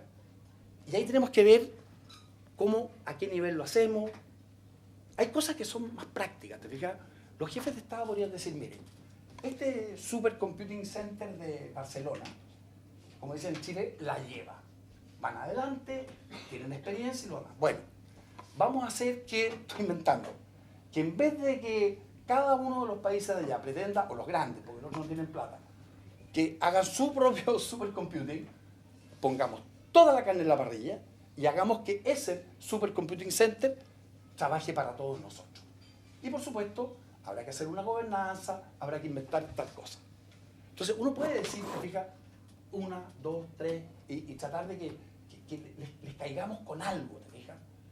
Más directo, más operativo. Entonces, generar, como quien dice, una narrativa, hacer que la gente empiece a razonar en la línea que nosotros queremos y dejarnos caer con 3 o 4 o 5 propuestas, como quien dice, concretas. Y aquí, la SPT, o sea, cuando hay cumbre, el país que cede, como quien dice, tiene el impulso político de lo que hay que hacer. Entonces, si logramos que de estas 7 instituciones que tienen los españoles para hacer lo mismo, entonces es una broma, ¿no?, haya alguien que se ponga a la cabeza, él sí puede liderar esto. Y bueno, eso es lo que tenemos que hacer. Y la verdad es que deberíamos seleccionar cosas en universidades, cosas en pymes. Hay muchas cosas que se están haciendo, pero también tenemos que realizar. Porque si llegamos, ¿no?, así, ahí a la cumbre que va a ser en Madrid, con 10 pedidas, yo sé lo que va a pasar. A los presidentes le van a decir al asesor. Eso. Bueno, yo voy a dar una ducha. Pues si os parece recogemos, veo que recogemos, mira, yo creo que hay 4 o 5 preguntas, sí. Podemos, si le parece, recogerlas todas y cerramos. Tengo aquí Bueno, primero, muchas gracias, Andrés. Impresionante, la verdad, toda la información que entregaste.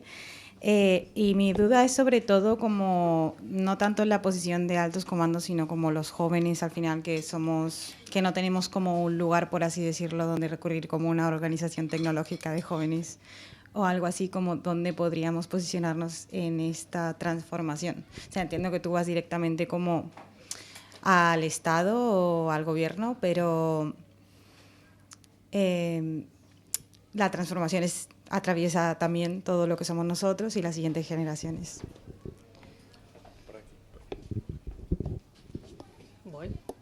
Hola. Bueno, primero gracias por la ponencia, todo muy importante y mucho para pensar. Yo te quería hacer una pregunta concreta.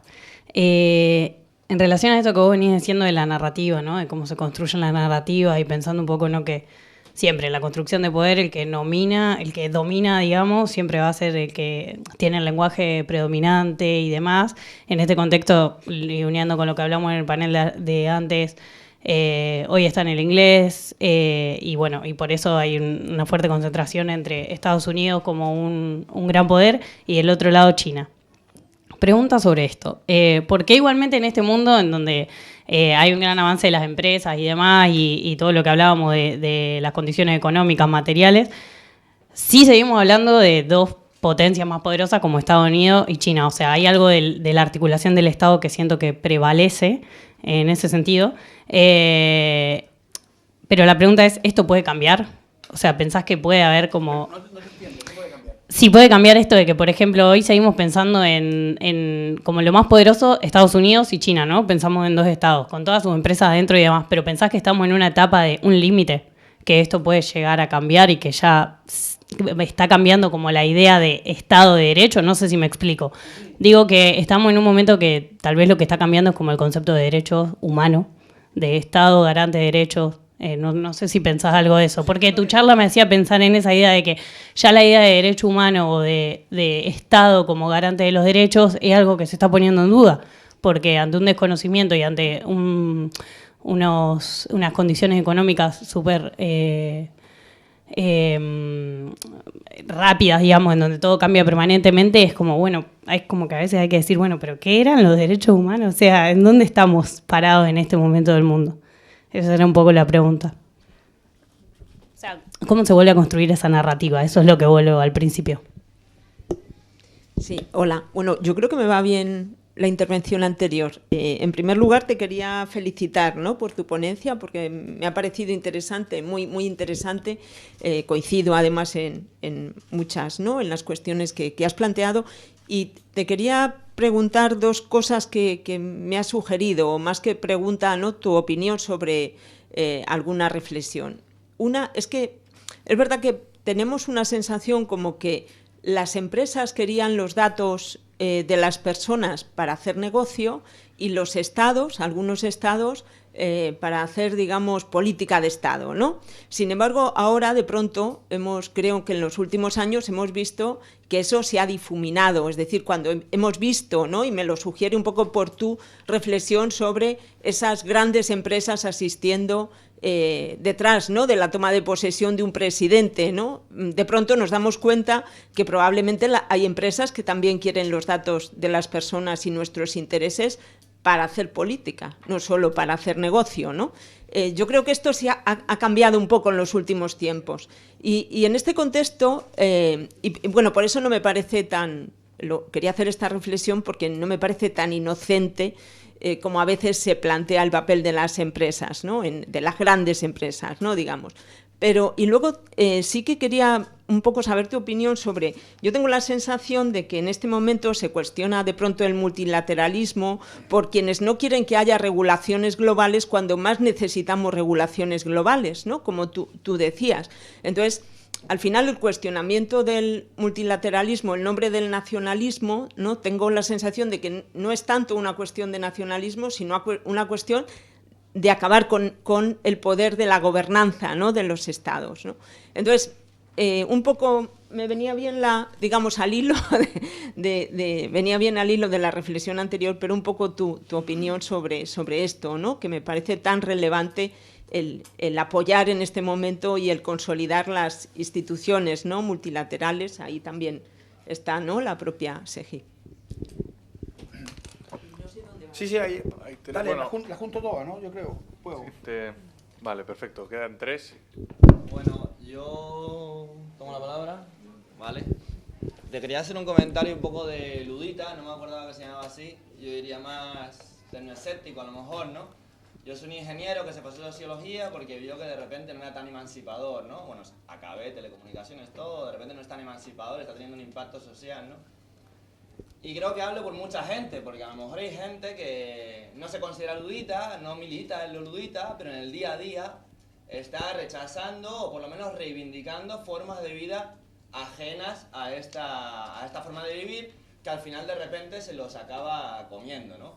Y es que, bueno, estas tecnologías sabemos que tienen corte imperialista. Es por esto que están como los dos más grandes imperios de repente del mundo, ¿no? China y Estados Unidos, detrás de ello. Y es que, por ejemplo, vos hablabas de que acelera el trabajo, y yo siento que aparte de acelerarlo lo transforma, ¿no? Cuando yo, por ejemplo, llamo para atención al cliente y me atiende una inteligencia artificial, pues sinceramente me cago en todo porque sabes que no te va a ayudar, ¿no? Pero sabes que a esa empresa le interesa más y sabes que la empresa que no lo hace todavía, al año que viene lo va a hacer, porque si no, no resulta competitiva, ¿no? De repente anda ahí transformando, y es que sabemos que la inteligencia artificial no habla como nosotros, no piensa como nosotros, pero poco a poco nosotros sí que comenzamos a pensar como la inteligencia artificial, ¿no? Y sí que nos anda plasmando ahí, ¿no?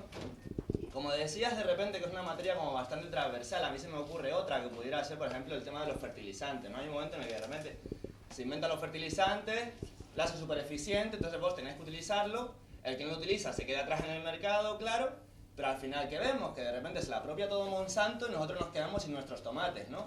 Y nos quedamos esclavizados a Monsanto, ¿no? Entonces es como de repente, agradezco de verdad muchísimo este aspecto de la regulación, ya es un aspecto que no manejo mucho, ¿no? Y me gusta mucho que a lo mejor tú reivindiques un poco esta historia de las narrativas, porque ciertamente creo que al final es donde está la sociedad, no hay que obligar a la sociedad a hacer las cosas, sino que las integre, ¿no? Que se las crea, ¿no? ¿Cómo de repente se podría añadir esta, a lo mejor, imaginario más ludita o tecnoescéptico, sencillamente a las narrativas, ¿no? Porque muchas veces pensamos en la inteligencia artificial desde la inteligencia artificial, desde dentro de la inteligencia artificial, cómo hacemos con la inteligencia artificial, pero no lo pensamos desde lo humano y desde la vida, ¿no?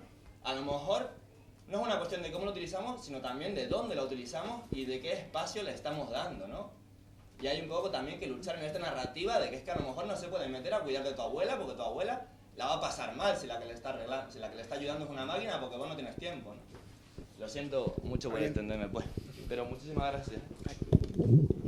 Muchas gracias por la exposición. Y como has mencionado Internet como el último gran invento desde el ámbito público, No la sé si NASA... es cierto, me parece, bueno, ¿no? más Pero o menos vamos, sí. denlo Sí, por bueno. Internet es lo más importante. También hace referencia a que ese origen era para que un mensaje llegase del origen al destino independiente del número de líneas que se cortasen en una situación de guerra. El World Wide Web se ha inventado en Europa. El hiperlink o este enlace que te lleva de un sitio a otro lo inventó British Telecom, intentó cobrar por ello, pero perdió el juicio.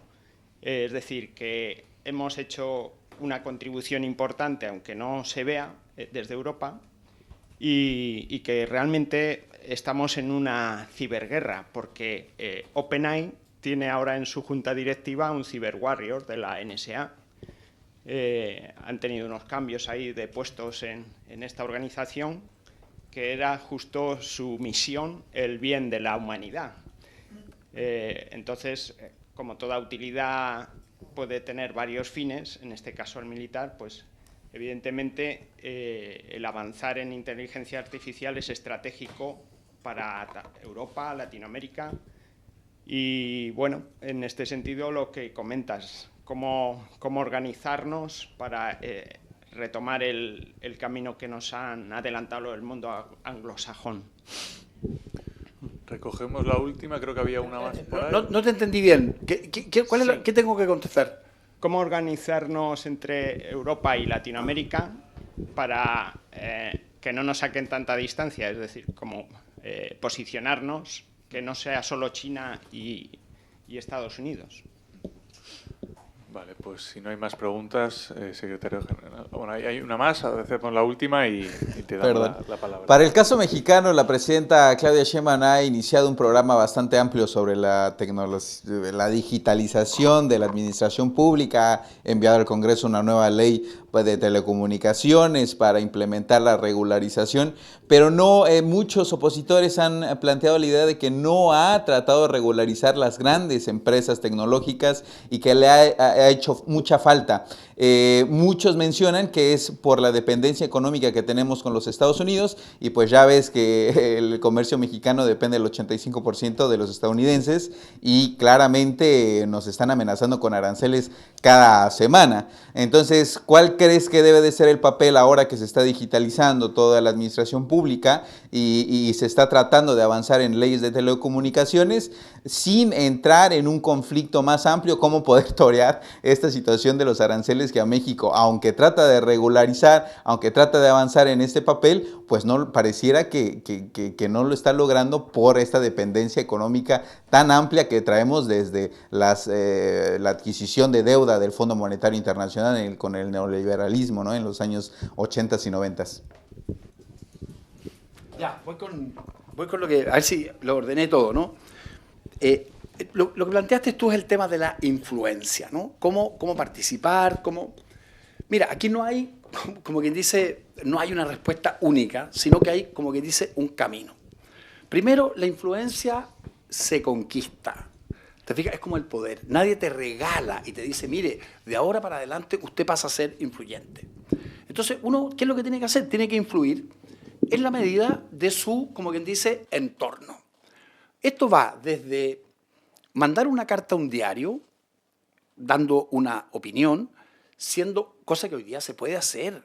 Hoy día se puede ser muy activo en redes sociales. Y hay personas que son verdaderamente influencers en serio. Y también se pueden generar agrupaciones entre estudiantes. Entonces, lo que hay que ver es no pretender que alguien te llame y te diga, oiga, ¿por qué no viene a dar la opinión de los jóvenes chilenos respecto a tal cosa? Eso no va a pasar.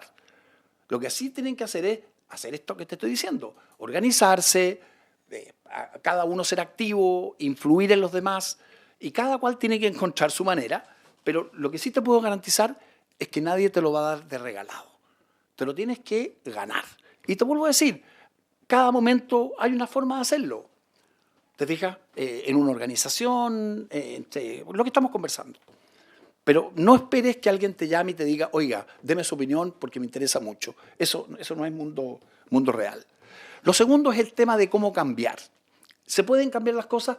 Claro, se pueden cambiar las cosas siempre que cambie uno.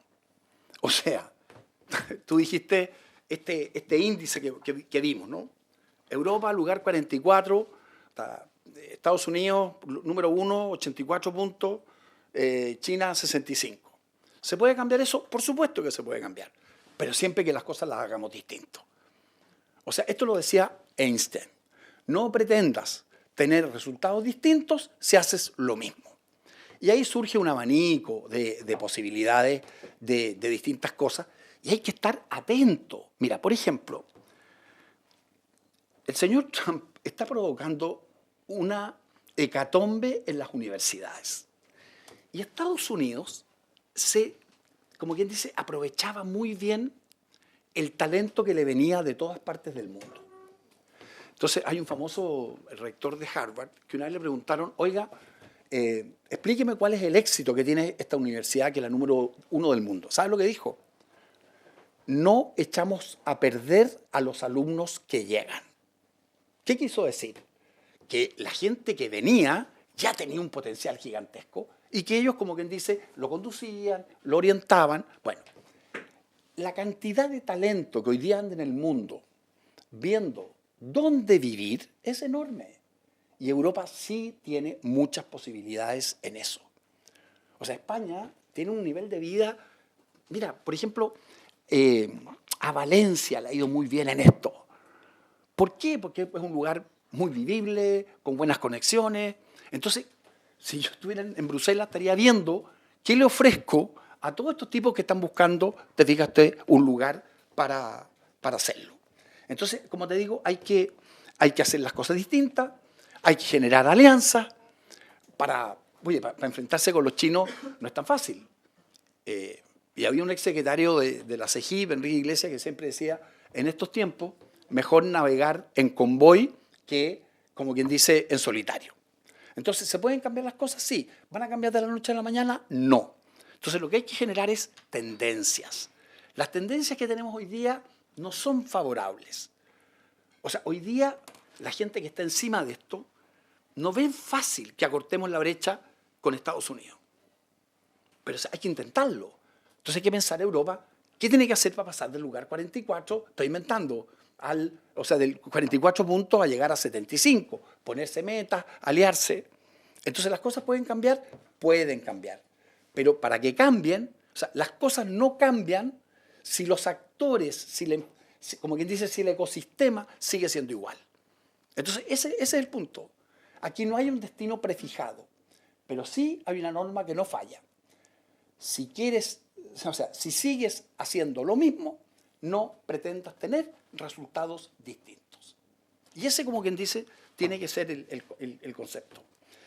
Después me quedé pensando en lo que decías tú, ¿no? Porque, claro, aquí hay una cosa sutil, ¿te fijas? Porque el multilateralismo es, como quien dice, la fórmula más avanzada en que el planeta ha intentado colaborar, cooperar, generar ciertos bienes.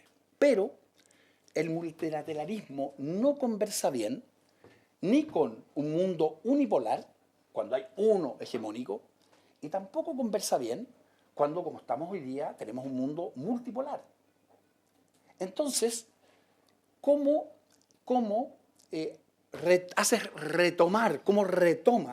como quien dice, ese impulso al multilateralismo? ¿Yo qué es lo que diría? Diría haciéndolo más eficiente.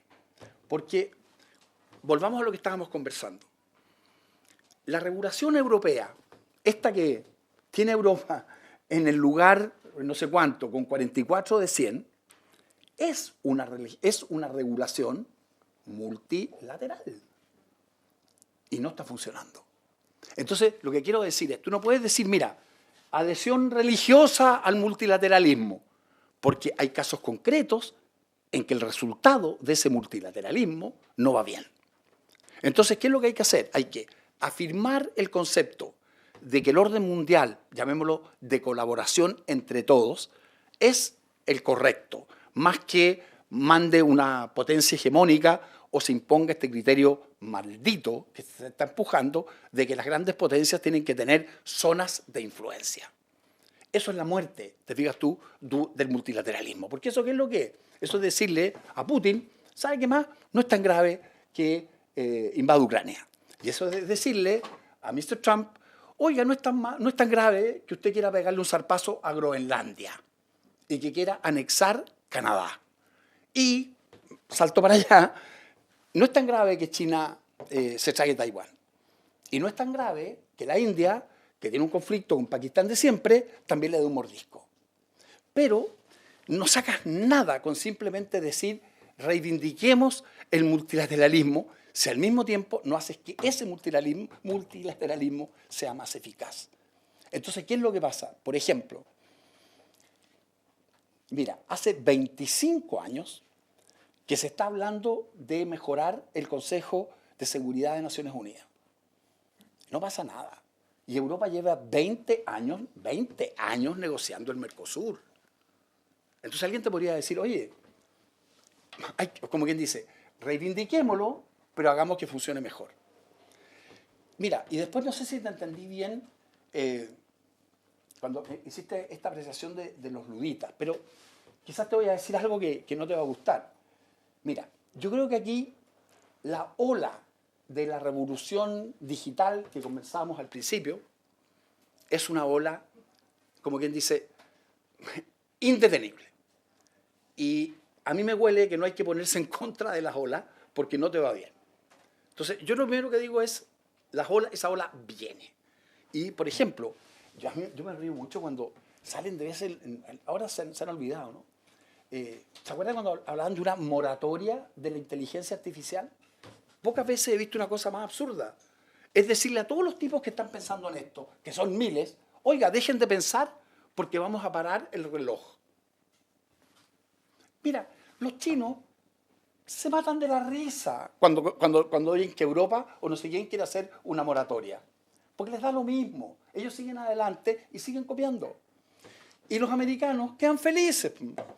Porque ellos jamás van a entrar en una moratoria. Entonces, ¿qué entran los demás? ¿Sabes cómo lo leen ellos? Ganan más ventaja. Entonces, yo creo que el desafío no es pretender frenar la ola, es pretender navegar la ola. Entonces, en lógica de lo que estamos hablando, el tema de los derechos. No vas a proteger mejor los derechos si tratas de que la ola se detenga, porque la ola no se va a detener y te va a ahogar. Entonces, lo que es inteligente, lo que es estratégico, es decir, me monto arriba de esa ola y trato de que esa ola que va caminando sí defienda los derechos. Pero no vas a defender los derechos, como te digo, poniéndote a pecho descubierto frente a la ola porque te va a aplastar. Entonces hay que montarse y tratar de que eso camine. Me queda una, pero no sé. Europa y América Latina. ¿Quién preguntó eso? Bueno, déjame decirte.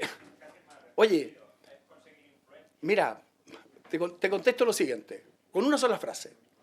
Cuando se hizo la cumbre de CELAC y la Unión Europea, hace 2 años atrás, von der Leyen dijo una cosa que yo creo que nunca Europa la había dicho respecto de cualquier región del mundo. Ella dijo, Europa, la Unión Europea, aspira a ser el socio preferente de América Latina. No hay ninguna declaración igual de la Unión Europea respecto de África, de Asia, y hay todas las razones que tienen, entre paréntesis, que ver con las afinidades. Europa y América Latina no compiten. No compiten porque, por ejemplo, no compiten en alimentos, no tienen, al revés, tienen, como quien dice, complementariedades. Me puedo pasar toda la tarde diciendo cuáles son, pero la más simple. En América Latina están todos los minerales grandes que se necesitan para esta revolución digital. Y en Europa hay mucha plata, o debiera haber mucha plata para aprovecharla. Están en nada. Todas las licitaciones de litio en Argentina, en Chile y en Bolivia, escúchenme una cosa, no hay una empresa europea, como quien dice, en la lista. Entonces, esto es súper simple. Aquí no hay que inventar nada. Hay que simplemente cumplir lo que se dice que se va a cumplir. Y ojo, yo no le pongo, porque sería injusto y poco correcto intelectualmente, no pongo la responsabilidad solo a este lado del Atlántico. Porque fíjense lo que pasa. Los europeos, incluidos los españoles, critican mucho a Bruselas y no sé, que la burocracia de Bruselas y lo que sea. Pero al final del día, tarde, a veces bien, a veces mal, Bruselas ordena a los 27. Esto tampoco lo debería decir yo, así que olvídense, al otro lado está difícil el orden, porque no hay Bruselas. Entonces, todos se mueven solos. Bueno, eso daría para otra conferencia, pero al final Europa se arropa. Para bien, pero se arropa. Allá, ¿cómo nos arropa? Mira, no tengo ni que decirlo, para seguir escapándome de mis obligaciones como secretario de la CEGIP, pero piensa, por decirlo así nomás, lo fácil que puede... Hay 2 países grandes en América del Sur, ¿no? O 3. Trata de ponerlos de acuerdo. Y México, ¿cómo es el cuento de que tan cerca de... ¿Cómo es el cuento tan cerca de Dios y tan lejos? No. ¿Cómo es? Ese es el problema. ¿Te fijas? Bueno, ahí ¿qué te puedo decir? No, ahí sí que no... Mira, de vuelta, ¿qué es lo que sería? Pero ya estamos en las cosas más obvias que no se hacen. México, quizás correctamente, ha resuelto, y yo creo que tu presidenta lo hace muy bien. Es fría, no se asusta con las bravuconadas, pesca el teléfono ella, y Trump no trata igual a las mujeres que a los hombres. Y ella sí logra, como quien dice, hacerlo. Pero México ha resuelto tratar con Estados Unidos solo. Que entre paréntesis es lo que está pasando en toda la región. Entonces, con la dependencia que tiene México de Estados Unidos, a mí lo único que se me ocurre es que México podría aumentar su soft power, por así decirlo, si generara, como quien dice, más convergencia. Eso es lo que a mí se me ocurre, ¿te fijas? Pero tampoco lo hace. O sea, uno mira el mapa y dice, ¿cuál es el país que debiera tener una influencia natural, benéfica, como quien dice, de Panamá para arriba? México, y no la hace. Y Brasil también, piensa tú que Brasil tiene fronteras con todos los países de América del Sur, salvo con Ecuador y con Chile. También Brasil podría tener un rol más aglutinador. Pero eso supone, en primer lugar, que se entiendan en el Mercosur, por decirlo. Entonces hay algo ahí que la región está haciendo mal. Nos está costando mucho cohesionarnos, ¿no? Erika, estamos peor que nunca en eso, quizás muy mal, ¿no? Bueno, y ahí, mira, ahí nosotros modestamente ayudamos. Tenemos estas cumbres, en estas cumbres, entre paréntesis, hay gente que nos critica, nunca se margina a nadie. Y de repente, claro, se producen en estas cumbres, los presidentes critican unos a otros, ahí le dan unos palos a Cuba y a Nicaragua y a Venezuela, y los otros contestan, pero nadie pretende romper esta unidad que tiene 30 años. Y muchas de las cosas que hacemos debieran, como quien dice, podrían servir para escalarse. Por ejemplo, la Carta de Derechos Digitales la podríamos extender fácilmente, si quisiéramos, al Caribe. Tenemos un convenio de colaboración en justicia que se llama el Tratado de Medellín. A ese podrían sumarse, y les convendría, los europeos. Entonces, nuestra organización es más chica, es menos vociferante que otras, ¿te fijas? Pero tenemos una cierta cohesión, sacamos adelante estas cosas. Nosotros tenemos una secretaría que no es una secretaría, como quien dice, política, como es la secretaría de la OEA. Es como ustedes han visto, más técnica, vemos los temas de cooperación. El secretario general tiene que preocuparse que no se enoje con él ninguno de los 22, cosa que no es fácil, pero eso funciona, ¿te fijas? Entonces, esto demuestra que sí se puede escalar y claro, ahí se requeriría más visión conjunta. O sea, la ventaja que tiene para América Latina tener esa pique en Flandes, que es España y Portugal y Andorra, es muy importante, pero tampoco la estamos aprovechando bien. Y a veces, no es así, de aquí para allá, tampoco se aprovecha bien. Mira, y una última cosa, el que tiene una visión, pero aguda, larga, práctica, es Su Majestad. El rey, olvídense lo que es en términos, aquí ya estamos hablando entre nosotros, entre los presidentes. Mira, hay una persona, una que yo conozca, que puede llegar a cualquiera de los 22 países el día anterior al cambio de mando, a los que va casi siempre.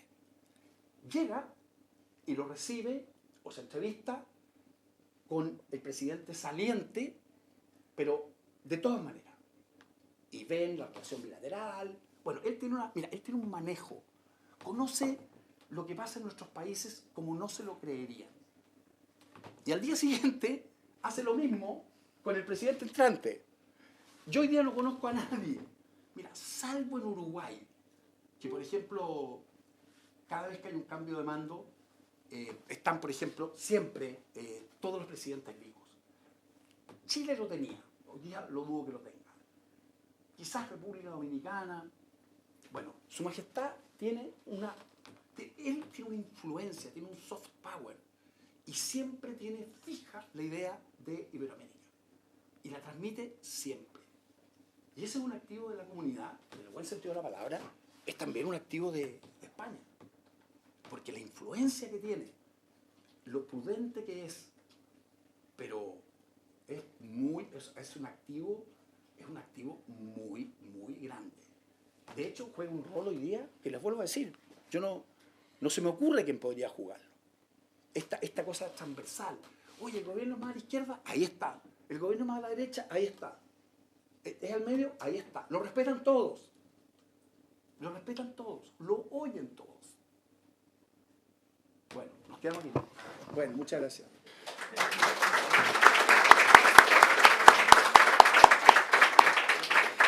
Estos regalos son míos, ¿no? ¿Sí? Pues muchas gracias, Me encantan los regalos. secretario general, ya no solo por la intervención de hoy, sino por el seguimiento que está haciendo a todas las sesiones. Y nos vemos a las 3:30 en la siguiente mesa redonda sobre soberanía tecnológica.